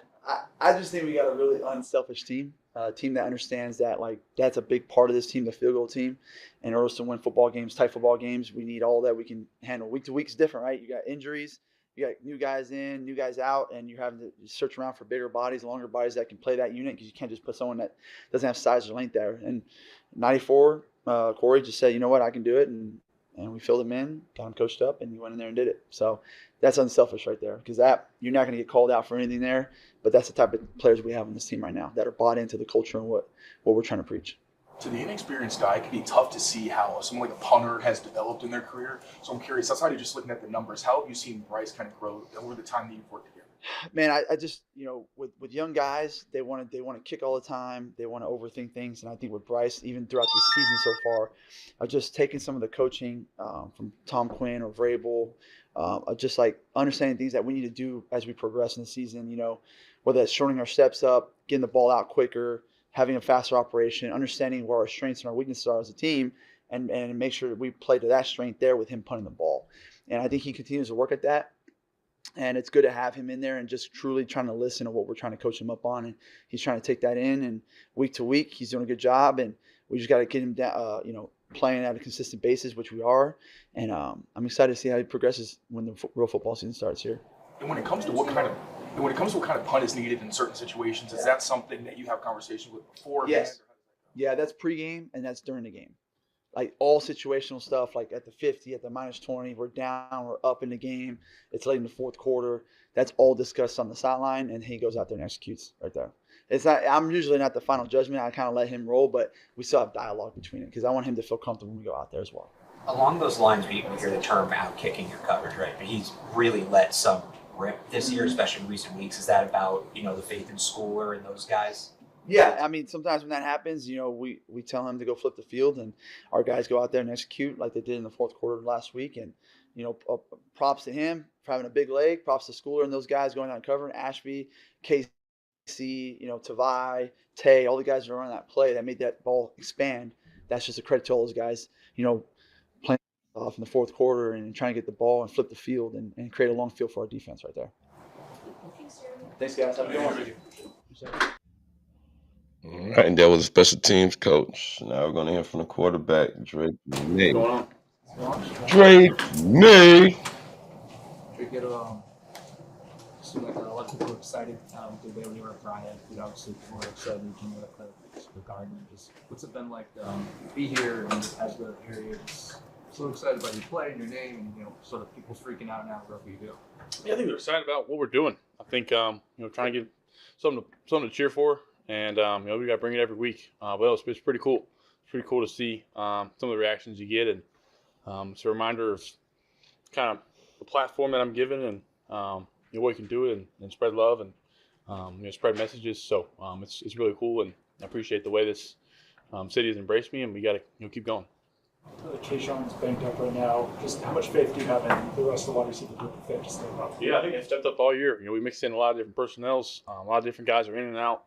We're excited to see what some of the young guys got a chance to do, but really, I think, like I said, they've stepped up when their number's been called, and I just see with the way we've been, every week it's somebody different, and I think that's what's tough about what we do. I was talking to Kyle Williams, and some of the miscommunication that you guys have had. How do you work on that, or is there anything to that? He said there might have been some miscommunication on some of the targets you guys have missed on so far. Miscommunication? We're throwing at what place? I don't know. I was asking him about some of the targets that he hasn't caught. He said there's just been kind of miscommunication with you. No, really. I just got to give him a good ball to catch. I can't really think of any miscommunication I've had with Kyle. I think he's done a good job when he's in there, and I think he's doing a good job in practice. So just, I really think just proud of what the guys done in that room, and we continue to do it. What's different about the pass rush package? Obviously, another really blitz-heavy system with the Buccaneers coming up. What do you see that's different from what you saw against the Falcons? Yeah, they bring a lot of different guys. I think they bring a lot of different guys. They're good blitzers. They bring linebackers. They bring safeties. They bring corners at times. They bring a lot of different people, and they're good at blitzing. And they've played in that defense with Coach Bowles for a while. A lot of those guys with numerous years playing together in the back end. They're a veteran defense with some good guys already up front. So just bringing more blitzers just makes it tougher on us. So we got to be on our P's and Q's in the blitz game, blitz pickup.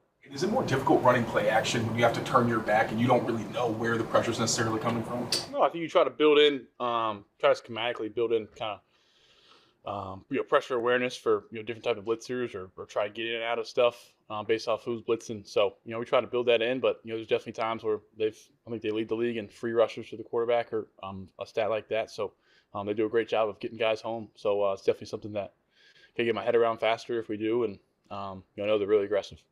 Demario Douglas, after the game, talked about how this year has been a kind of a trust the process moment for him in terms of, lower snap count at the beginning of the season to now kind of where he's at now.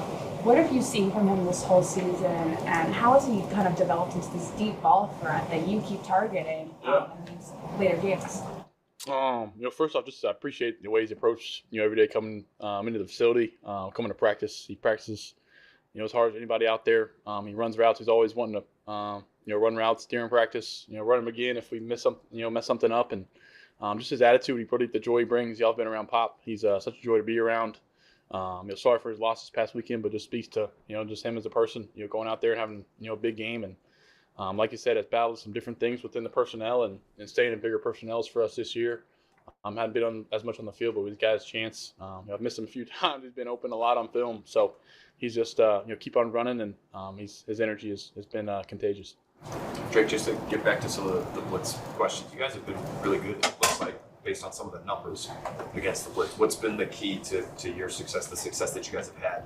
Yeah, protection. The guys are picking it up. I think those guys, speaking offensive line, I've done a great job all year.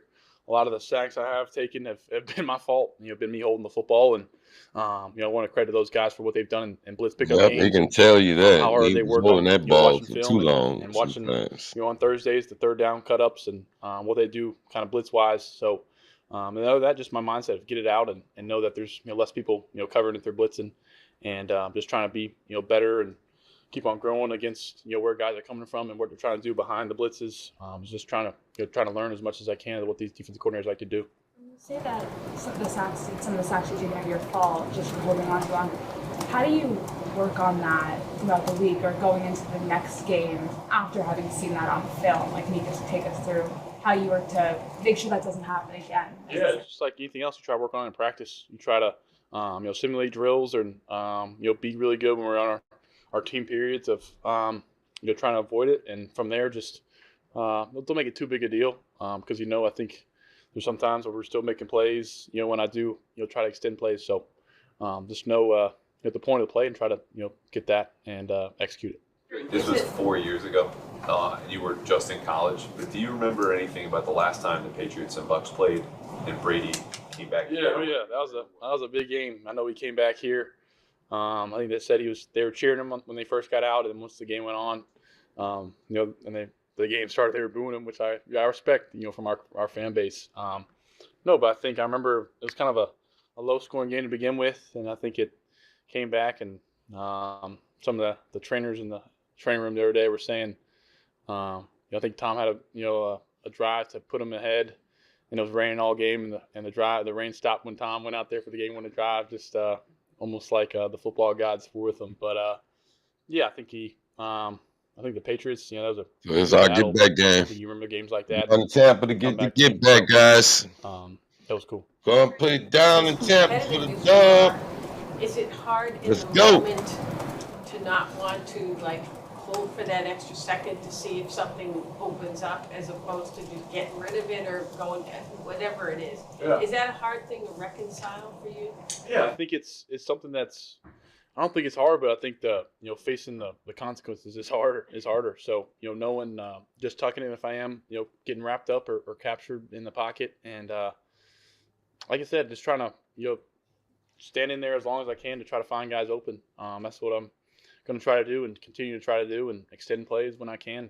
So I think these defensive lines are getting better and better in this league, and it's a good thing because I think receivers and tight ends and those guys are getting better and better as well. Is there a bunch of different centers last year, and this year you've worked with one guy in Garrett? What sort of comfort level do you have having built up, worked with him for the course of a full year, the consistency, the continuity there? How much easier is it for you now with that relationship? Yeah. Ton of credit to Garrett for what he's done here. First off, coming into the O-line room and kind of bringing some swagger, and he's a Charlotte guy. He went to the wrong college, but he's done a great job this year. He plays really hard. He's a kind of the coordinator, as every center is up there, but he does a great job communicating with me. Keeps it light in the O-line room. They stay light and laughing, and I'm glad we were able to pick him up. And Austin's been a great addition. And I look forward every Sunday to getting out there. He needs a lot of work, though. Gary, You're talking about like I said, Bradbury. awesome Gary addition. I think he Bradbury. just, brings some toughness, and he can move a Line little bit. has trouble. Him and Will were laughing at who's faster, and then Will chased down a defensive end. So, but no, it's been awesome. Is there a balancing act for you in terms of, using your athleticism to leave the pocket versus staying in the pocket to go through the progressions? And how do you kind of balance those two things? Yeah, I think you just try to balance of getting the football to the guys that are running the routes, because they're better players than I am. With the ball in their hands, and knowing the faster I get it out and get to them, the better it is for the guys up front, for me, for the Patriots organization, and just knowing that when nothing's there, I continue to make plays and not shy away from that. And I think that makes it tough on the defense. But at the end of the day, try to stick to the point of the play, and if something breaks down, just keep on playing like myself. This is the first time you guys will be underdogs since you were in Buffalo, which obviously went well. Do you see anything about this game that's beyond just getting a win against a good team? As you get later into the season, the games mean more. Yeah, I think this game is it's going to be a good environment. They're a great football team. They're great defense, great offense, and I think it's a kind of a start for the games that we may have down the road of maybe at the end of the season need some wins, and it's going to be tough battles. So I think it's a start here for us to know what it's like, and when the weather gets a little colder. I'm not down there, but when it starts to what this game like is against a good team, good record, good quarterback, great defense. So it's a challenge, and it's feels like a game that He's up for the challenge too. Got some little bit extra to it, but I think it's also an opponent we don't really know really well. NFC South, and you don't see them often, but it's a chance for us to get another road victory, and it's always a great test for a great team. So thank you guys. Thanks, Chris. And that is Drake May, guys. Waiting for Sunday action. Drake May. How you holding up? Gonzalez, Gonzo. First off, how you holding up? Good. Ready for another week. Got another good challenge. Great team in Tampa. Another away game, so get back on the road. Like that Patriot team. I like that. What's your assessment of the receiving corps minus Mike Evans? Yeah, they've been doing a real good job. They got a lot of weapons. Mecca's been playing real good. Ted's been playing real good. They got a lot of weapons. They got speed. They're strong. They can stretch the field, so they do a lot. So we're excited for the challenge. How do you approach quarterbacks like this? Is this one of those where you gotta kind of keep one eye on Baker as you're trailing whoever? Yeah, for sure. Baker's a great QB. He's done it for a while. Can make a lot of plays. Doesn't go down easily. Like the way he makes a lot of plays in the pocket. Can do a lot. Scramble, make plays down the field on broken plays. So that's a challenge for the back end, but we look forward to it. How special is this you run? got hurt. Was that a head or shoulder? Like when you went down last week, what was that? Y'all saw the reports. I'm good though, so you don't need to talk about that. How special is this run you guys are on? 6 in a row, top, best record in the league. It's cool. It's great to win. Winning is hard in this league. It's a lot of fun. So it's been good runs, but feel like the season's just now starting. We're week 10, so we got to take it week by week and just keep going. Christian, what do you mean by that? Like, why do you feel the season just started in week 10? Yeah, that's just what Vrabel's been harping on, and the first weeks of the season were good and we got wins, but we got to keep continuing to stack them and not get lackadaisical or anything like that. How big of a challenge is the Mecca? He's good. He's been doing a lot of really good things. Been making a lot of plays. Can stretch the field, runs the whole route tree. Does a lot. Been real good for Baker, and their connection looks like it's growing real fast. So it's going to be a challenge, but we're excited for it. Is it any different doing what you do on the road? You guys are very, very good. You have a formula to win on the road. For you individually, is it any different doing your job on the road?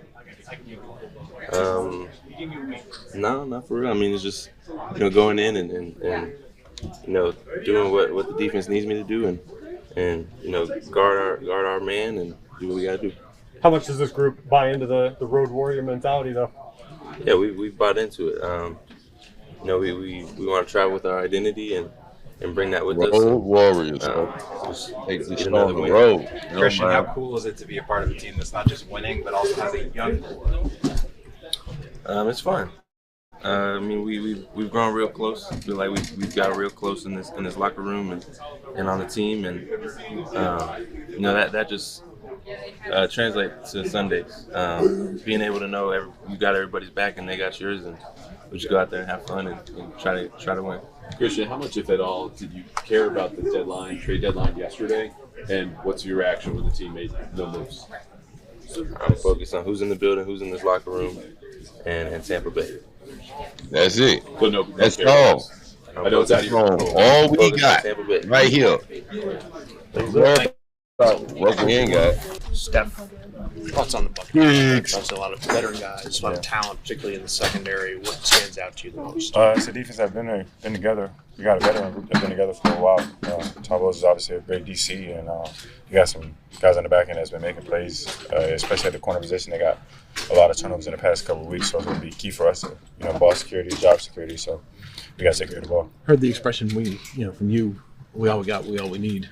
Trade deadline's come and gone, and you guys didn't make any moves. Just your thoughts on that and having these guys to go out and battle with. I didn't really think too much about it. I just felt like, obviously that's above my pay grade, but I think if they were to grab some guys or whatever the case may be, obviously be in the best interest of the team, but I didn't think too much of it.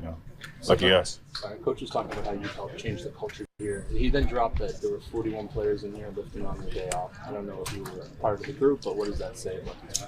It's just the direction that we're going in. It's the middle of the season, and I think it's more importantly that the season just kind of started.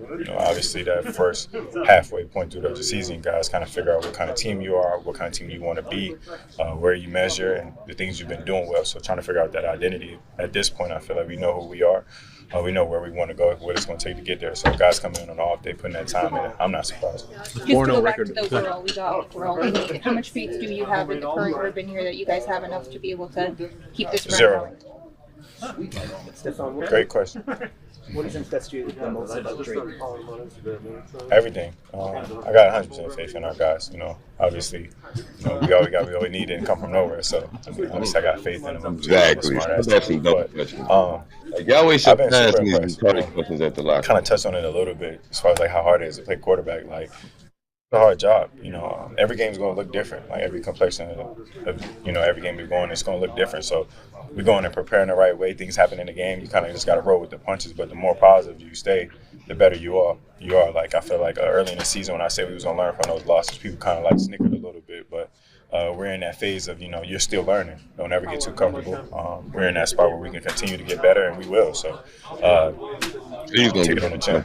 Injuries are starting to pile up a little bit on the offensive side of things with Kayshawn now. Obviously, Ramondre is going to be out practicing this week, and Antonio Gibson. How do you guys go about managing that? What are the keys when it comes to managing injuries from a veteran's perspective?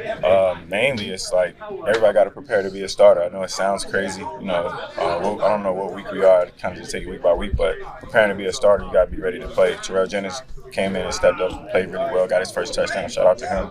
And just, guys across the offense, you just got to be ready to play. We got a lot of playmakers. I said it throughout the year that we had guys that can make play. Pop had his first 100-yard game. It was incoming any day now, but we got a lot of guys that can play well. A lot of skill set on the offensive side of the ball. So we're meshing well. We're just trying to keep it going. If you're healthy, you're going to be out there. I know guys who are fighting out there, even if they're not healthy, they can try. Steph, you guys are 4-0 on the road this year. What makes a good road team? What have you guys done well on the road, and how big of a challenge is it going in there? It's gonna be great. It's gonna be. I mean, this is another test for us. You know, that's a damn good football team. So as far as like being like Coach says, road warriors. I mean, it's really that. Like you got to go in a hostile environment. You got to protect the ball. And you gotta be yourself. That identity got to travel. You're going to a hostile environment, man. You are when you play away. So even more so, you're going into those hostile environments. But protecting the ball is going to be the main thing, and being efficient on offense. You know, I play offense. I don't know too much about the D. How much fun is that, though? How much fun is that challenge? It's fun. I mean, being a receiver is a lot different. You know, you just got to be where you're supposed to be, build that trust throughout the game. I feel like every game is different. It's not like practice. So when you're going against a new opponent, be where you're supposed to be available, and catch the ball. You'll be all right. Do you feel like your identity has been the same playing at home versus on the road? No, I mean, we travel it. I mean, you pack your identity. You want to be the same, but every game is different. You know what I'm saying? This game might require a little bit more oomph. This game might require a little more speed. Like, every game is different. It always looks different, but you try to keep that same mindset of like when you figure out who you are as a team, it got to travel.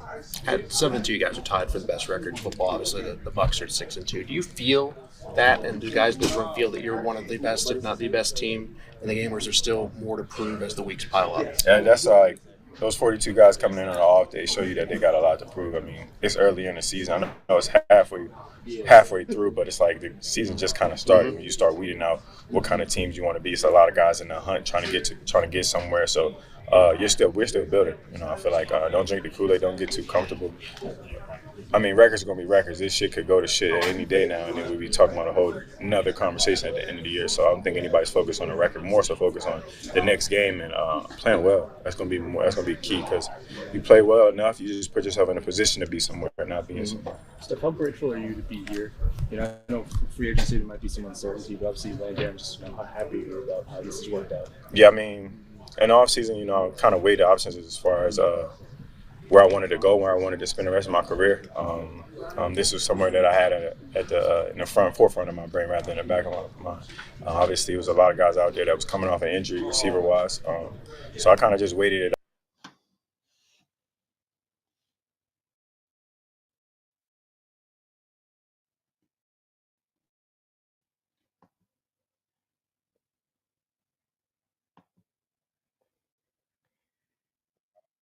out, and I figured out what made sense for me and my family. And then, like, having a conversation with Coach Graves, that really kind of helped a lot. And Coach Todd kind of warmed me up to the fact, you know, it was a gloomy day in Foxborough when I came out here. So just came in with the right mindset still, and I just went in with an open mind again. Like, it's going to be fine. I feel like they had a good quarterback, you know what I'm saying, good OC, a hell of a head coach. So, you know, they got the recipe to be successful. Hopefully I can be a small piece of something. And how many months later you're dancing on the video screen? Yeah, look at that. But I'll tell the story to my kids one day. How much have you appreciated being a part of this culture and the culture rebuilding? How much have I appreciated? I'm just as thankful as anybody to be in the position we are now. I mean, last year I was coming off an injury, you know, so I'm more so just thankful to be able to wake up every day, being able to do what I love, you know, something that I appreciate, something I give everything that I got. So I'm just appreciative of every day, just being able to be in a position to go somewhere and work hard and be a beacon on your team, being a blessing on your team, and get that positive energy to guys. So I look at it as like forest through the trees, but you know, I try not to think too much of it. Coach and your teammates have talked about the leader that you are on this group. Was that something that you were intentional about in coming in this year? Is it different now that you're more of a veteran player, or that you went through the injury and have more perspective? Is there a difference in how you kind of approach leadership this year? No, not at all. I mean, everybody outside looking in can got a different vantage point to a lot of things. I had a C on my chest for 4 years when I was in Buffalo. It's no surprise as I'm a leader. Do I work hard? It's never been a question as to who I am. It's always when I left when there was a lot of questions. Right. So, I mean, that's growing pains. I got big enough shoulders. I'll take what comes with it, but I didn't approach this year no different than I approach any year, as far as like from a leadership standpoint of working hard, earning the respect of my teammates, earning the respect of my coaches too, and just kind of going off of that. Like, people get lost in it. It's easy to go with a narrative, but when you meet me and I get around my teammates, I let them speak for more than I'll say it. But being a leader is part of being accountable, and I look forward to being accountable each and every day. Thank you. I appreciate it. Talking like he should probably be. Will Campbell, Big Campbell. Confident in his basketball, but Big Campbell. How about you? You hoop it all? I'm a rebounder. Know your role, right? Yeah, no doubt. How much have you quickly learned to appreciate Big Will, the man. market for? I'm proud of that young man right Yeah, there. it's He been come cool. along. The fans. He's come a long There's a way. bunch of great franchises throughout the city, and they all get a lot of support. And are all One from Louisiana. So yeah, Let's go, Els. Forward to the challenge that Tampa Bay brings, especially that defense. Yeah, they're really good. They got a veteran group, played there a long time. So we got to have a good week of practice. Get ready to go. What have you guys done well on the road this year? You're 4-0. What's been the formula? Just taking everything that we do with us on the road, something we kind of talk about. But, like I said earlier, everything starts with the preparation during the week. To be successful on Sunday, you got to go out there and have a good Monday, Tuesday, Wednesday, Thursday, so on and so forth. So that all started already, and we just got to continue to have a good week and get ready to go. Well, you guys have, as an offensive line, gotten to play 8 of 9 games together as your consistent unit. What is it like being able to go out there with that kind of, regularity around you? Yeah, I think it's good. This line is getting better. I must say, the line is getting better. The same guys, because you're just helping each other out. You know how each other play, the play styles of each other, and you have chemistry with that person. So it's always good whenever you can play with the people that started the season. How far do you feel like the chemistry has grown for you since training camp? A lot. There's 4 new dudes on the O-line, only one that was here before. So, I think it kind of speaks for itself when you have that much more time from training camp to now. 4 new dudes. The way you can build.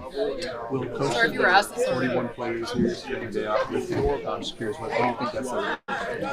You said what? Coach Vrabel said there were like 41 guys here yesterday lifting on the on-campus. What does that say about this? The guys don't want to lift on Wednesday. You have the option to lift Wednesday or Tuesday. Well, it seemed to impress you. No, yeah. Guys are in the building, whether they're lifting or not, just coming in, getting something done, doing something productive. I think it's a big thing, whether that's lifting, taking care of your body, watching film on who we're going to play or who we previously just played. Just trying to get better. How was the Celtics game? It was cool. It was my first NBA game ever. To go and see that, it was pretty cool. Just the response from the fans when you guys ended up on the big screen there. Yeah, for him. But it was cool. I had a good time. But kind of like earlier I was saying, it's cool to go out and see the other teams in the city play, and a lot of great players throughout these franchises through the city. So to be able to go out there and watch them in person, it's really cool. Well, I know you guys passed the game from this past weekend, but Mike was talking about your tackle, how he really appreciated just the effort that it required. Why was it important for you to hustle that one down the way you did? Honest answer, it's my job too. It's nothing out of the ordinary. There were other guys chasing the ball. I just happened to be a little closer. But just trying to go out there and, he asked us, one of the things that we do is to play longer than the guy with the ball. No, you're good, man. And that guy had the ball, so somebody had to tackle him. But yeah, I'm just glad we got it done. Heard that you guys as an offensive line group might kind of track the number of tackles you have. Do you have I don't know. multiple this year? Is that right? I think I have 2, but no, I don't really know if he tracks it or who tracks it. Obviously, we don't want to be in those type of situations where we're having to make those tackles, but whenever we're in that situation, we're expected to make them. Is that when you like tackling growing up? Yeah, I played defense all the way until I was in high school, so I know how to tackle a little bit. How would you describe your game defensively? Were you like a free technique, or a defensive end? Or? Yeah. But we won't get into that. Thanks, Will. He make any play as a quarterback. He's been in the league a long time. I think he's been doubted at a lot of spots he's been at, but he's still come out swinging and still been able to, show what he's able to do on the football field. And we got to be ready for that challenge. Were you among the guys in here working out yesterday by chance? Or? I came up here. I got me a massage and got me some treatments. Yeah. That was about it. Well, what's to say about this group that everybody's coming in on a Tuesday? Nah, man, you just being a pro, taking care of your body. It's a long season. You got to make sure you're ready to go on Sundays. So, yeah, it's called an off day, but big fact. When I come in, I see guys a team here anyway. So, You guys are 4-0 on the road this year. What is it about your road routine as a team that you like, about the identity that you like of being on the road? Man, just being together. You know, what they say, we all we got, we all we need. You know, going in a hostile environment. You know, my favorite thing, I think I said this before, just going in there and just winning when you're not at home. You know, the away crowd gets silent when you're coming off the field. It's like, okay, now we came here and did what we were supposed to do. So, no, I think we just, what Coach Vrabel said, road warriors. I think we just took that on. Like I said, just being together and making sure we're all on the same page and just executing. How much do you enjoy that, too?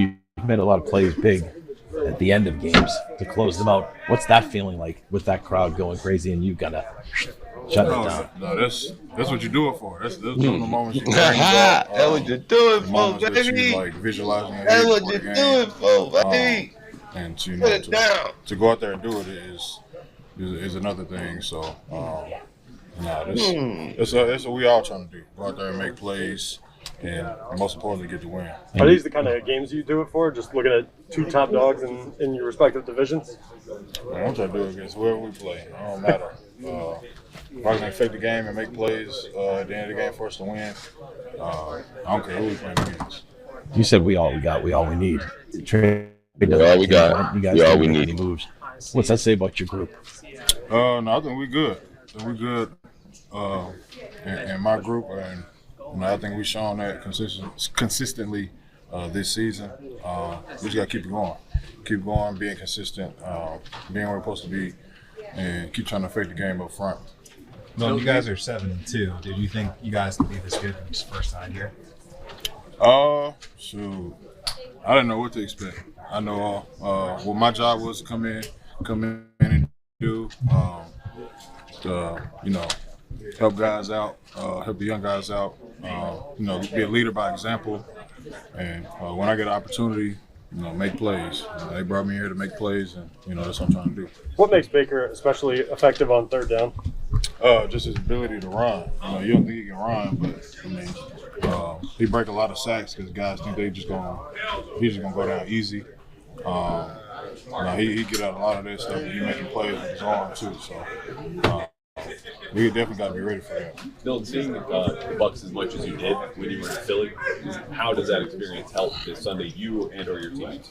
I mean, I think they got different. Well, I think Bo's still the head coach, right? Yeah. So probably a couple similarities still there, but I done played against a couple of the guys on the offensive line. So if any guys got any questions for me, I can tell them what I thought when I played against them and what I saw when we played them. I've always been not an easy win team. You ain't finna just go in there and just win a game. Like, no, they a good team with a good coach. You know, they come out ready to play. Bill, do you just get back to the trade deadline? Do you view the team's inaction as like a vote of confidence in what you guys have in the locker room here? Say that again. Do you view the lack of moves at the trade deadline as a vote of confidence for the organization and what you guys already have here? Yeah, I mean, showing like you said, we 72 with the guys that we got in this room, and I think most of it is just for the future. They're trying to make sure they make all the right moves for the future. I'm just saying that from my point of view. I don't know, but like I said, our group, I feel like we've been playing good all year. We just got to keep it going. Thank you, sir. Yep. Thank you very much. All right, folks. That is it. How are you, Karen? There he is. Great. Fantastic. Great. And we're going to close it out with praise, guys, because we got to get ready for Thursday night football. Raiders. What did I say on at Monday? the 'Cause Broncos. I forgot. I said you were going to do So, due diligence. Mm-hmm. thank y'all for coming. So I'm wondering, were you close to making any deals, and is there any measure of disappointment? Well, first I would say that deals are like being pregnant. You either are or you aren't. There's no like it's either a deal or it's not. So I don't know how close you can be. I know that everyone worked hard and that we investigated and looked in and made phone calls and what personnel departments do. And in the end, we decided that this was what we were going to do and decided to move forward with our preparation. Tampa, excellent football team, coming off a bye. A lot of really good veterans that have played at a high level for a lot of years and a really, really competitive quarterback who's never out of it. So, that's where our focus is. I know that there's a lot of action and a lot of talk. And again, it's kind of where we're at. Mike, difficult at all for the organization to sort of adhere to its plan when you guys are performing the way you're performing right now, at the top of the division and at the top of the conference, just to be a little bit more aggressive and try to capitalize on what's happening now? No, I never really looked at it that way. I think we're trying to build a program, the same thing that we said when we got here. And I think that's part of building a program is finding ways to win and building a team and figuring out where the pieces are that we can continue to add that when it makes sense. And so I don't think this is a negative. I don't think this is just where we're at. And, I know they worked extremely hard to make calls and have conversations. And in the end, we didn't do anything. Keyshawn's injury, is that a situation where you just like to slot in Kyle Williams, or could Pop get more snaps as well? Well, I think that if you know anything about the group, which I know that you guys do, there's a lot of interchangeable parts. They play at different positions. They're in different spots. And that's not easy. That's not. Going from the Z in this personnel group to the X. And so I give those guys a lot of credit. I give Todd a lot of credit for being able to teach it in a manner that allows them to get lined up. And so, that group, they'll all play. They'll all contribute. We'll see where Keyshawn is at the end of the week, but he won't be out there today. And Ellis won't be out there, and Ramondre won't be out there today. So give other guys opportunities. Mike, when it comes to Stephon Diggs, how much has he helped change the culture that you wanted to change over the company? Well, I appreciate everything he does. I appreciate his leadership, his communication. It's easy to talk to. I've said that before. Nothing's forced. Nothing's, it's like very easy conversations. It's been in here a lot. Again, 41 guys lifted yesterday on a day off. Came into the building, lifted, which I thought is a really positive thing at this time of the year. And we talked to them about the season's really just getting started right now. What challenges does Todd Bowles' defense present?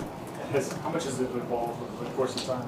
Well, I'm going to give Todd credit, but obviously the credit goes to the players. They've got veteran players that play physical. Two really aggressive corners. Obviously the safeties, playmakers with Winfield. But up front, Vita and Reddick and Diaby. Levante David's been doing it at such a high level. So again, credit to the players. And then what Todd adds is just a lot of pressure, great disguises, bringing multiple players from off the football.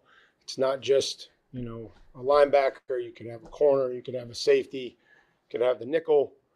And the coverage changes, and you've seen them force a lot of turnovers, especially on third down when quarterbacks are making quick decisions that they make the wrong decision. So 10 turnovers in the last 4 games, and this will be critical that we take care of the football. Mike, you've been really clear about your, the long-term vision for the program, is what's most important here. In fact, no, winning is the most important thing. Don't put words in my mouth. Winning is the most important thing. When you guys were discussing how to handle the trade deadline, did the fact winning is the most. Don't put words in my mouth. Winning is the most important. Don't get it wrong. For us to sit here and think that anything is wide open and talk about playoffs, like we're focusing on our 10th game in a row. That's what we're focused on. Is how do we get prepared on Wednesday? How do we get our bodies back? How do we get mentally prepared, physically prepared to go on the road to a place that is hard to play And that's where our focus is. It's not trying to predict the future or saying, well, it's wide open. We're just going to keep focusing on what's in front of us, and that's what those conversations are about. Mike, about the about the Buccaneers offense, what is it about their scheme that really challenges you? And sorry, a lot of stuff before the snap, we'll have to be great with.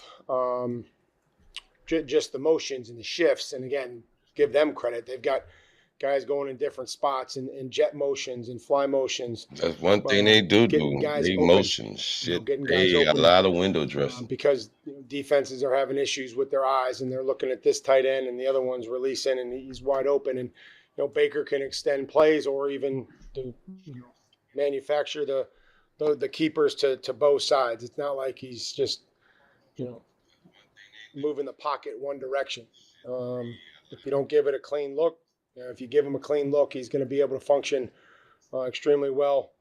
And, and then they've got backs that can really hurt you. It's downtown to get it to one of these backs, and then it's an open field tackle drill. And, they've created X plays that way, and they're hard to tackle. Their injury situation, does that make it a little more difficult to prepare for them this week? I mean, I would imagine we're planning on, other than I would say probably Mike Evans, but I think that the plays have remained consistent, and we'll just have to continue to prepare as everybody's going to be there. Demario Douglas said after the game that this season has been a trust the process kind of mentality for him, just with his lack of snaps at the beginning to now getting some more. Just what have you seen from him as the season has gone on that has allowed him to kind of succeed in these past few games the way he has? Same positive attitude every day, same workman-like attitude, infectious energy that everybody loves being around him, being ready for his opportunity, not knowing which way the game's going to go and how those snaps are going to unfold. And then just being ready to play multiple positions and do multiple things. And it's just a great example of being ready to go. When you watch that film, what are you seeing from him in terms of being a default threat? Well, he's getting, anytime, you can get a player in there in a slot that can, work vertical, can track the ball. Again, when I think Drake looks for him when he extends, down the field. So those are all important things. He's been reliable. He's created separation. Mike, on defense, I've noticed that when the stop is being made, your players, sometimes all of them, will rush to the spot. Guys have been talking about swarming the football as one of the key things the coaches want them to do. So I'm just wondering, why is it so important for you to build your defensive identity around that? Well, the athletes in this league are really good. And every team has them, and sometimes people miss tackles or their space plays. Sometimes teams try to create numbers out on the perimeter. For example, the second play of the game, maybe, first play of the game, I guess. I don't know, maybe a second, can't remember. And Milt's running out there, and the linebackers are triggering, and Milt's running down the line. And, we talk about making them earn it. That's a defensive lineman hitting a running back for a 2-yard gain. So I would say that they earned all those 2 yards last week, and that'll be critical this week. You've seen different players, whether that's Harold, Milt, Christian, Tonga, KC, all those guys that play along the front, going to extend and help us out on the perimeter because, sometimes those are tough tackles. So that's what we want to. That's how we want to play defense, and it starts with that, and then we look at the technique, and then we look at the scheme. How much is this team? How much is the physical state of the team started to creep to the forefront of your mind? Well, I think a little bit. I think a little bit. I think it has to. We just have to get them ready. We have to get them energized to be able to match Tampa's energy coming off a few days off. And I'm confident that by the time Sunday's here, we'll be able to do that. So managing, as you've mentioned a couple times, veteran guys who have had 10 weeks in a row plus training camp, short week next week, is this more and more measuring along with your training staff, nutrition staff, what these guys need? Well, we've had extensive talks about what we think each guy needs and what we think the team needs. So we'll try to do that, but that's, fairly accurate. Chris, you want to last one? What appealed to you guys about Rice? Good size, good size. I think he's shown the ability to learn quickly. I think that was something that's important at this time of year, being able to get a guy in here, that can help us at multiple spots if something happens. Start on the practice squad, and then everybody has to prepare like a starter. Thank you. All right, guys, and that will do it for us as we get ready for Thursday Night Football. That is the Patriot Blitz. All right, that is your Patriot Blitz. I told you it is awesome. I mean, guys, I'm here. I'm happy. We just have to worry about Sunday, fun day, as we get ready for the Tampa Bay Buccaneers. It is on. That is going to do it for us with the Patriot Blitz as we get ready for Thursday Night Football, guys. We're going to get ready for this Thursday night game, folks, as I get up out of here. I thank y'all for tuning in. Please like, follow, share, subscribe, comment, leave a comment, do all that good stuff. Thank you again for coming through. I will catch you on the Thursday night stream. It will be the Vegas Raiders at the Denver Broncos. TNF Thursday Night Blitz. I'm your host, Jay's Perspective. You already know what it is, baby. It's the Clutch Sports Media 365 Patriot Blitz. Stay tuned, stay clutch. And we gone. We out of here. Stay tuned, stay clutch.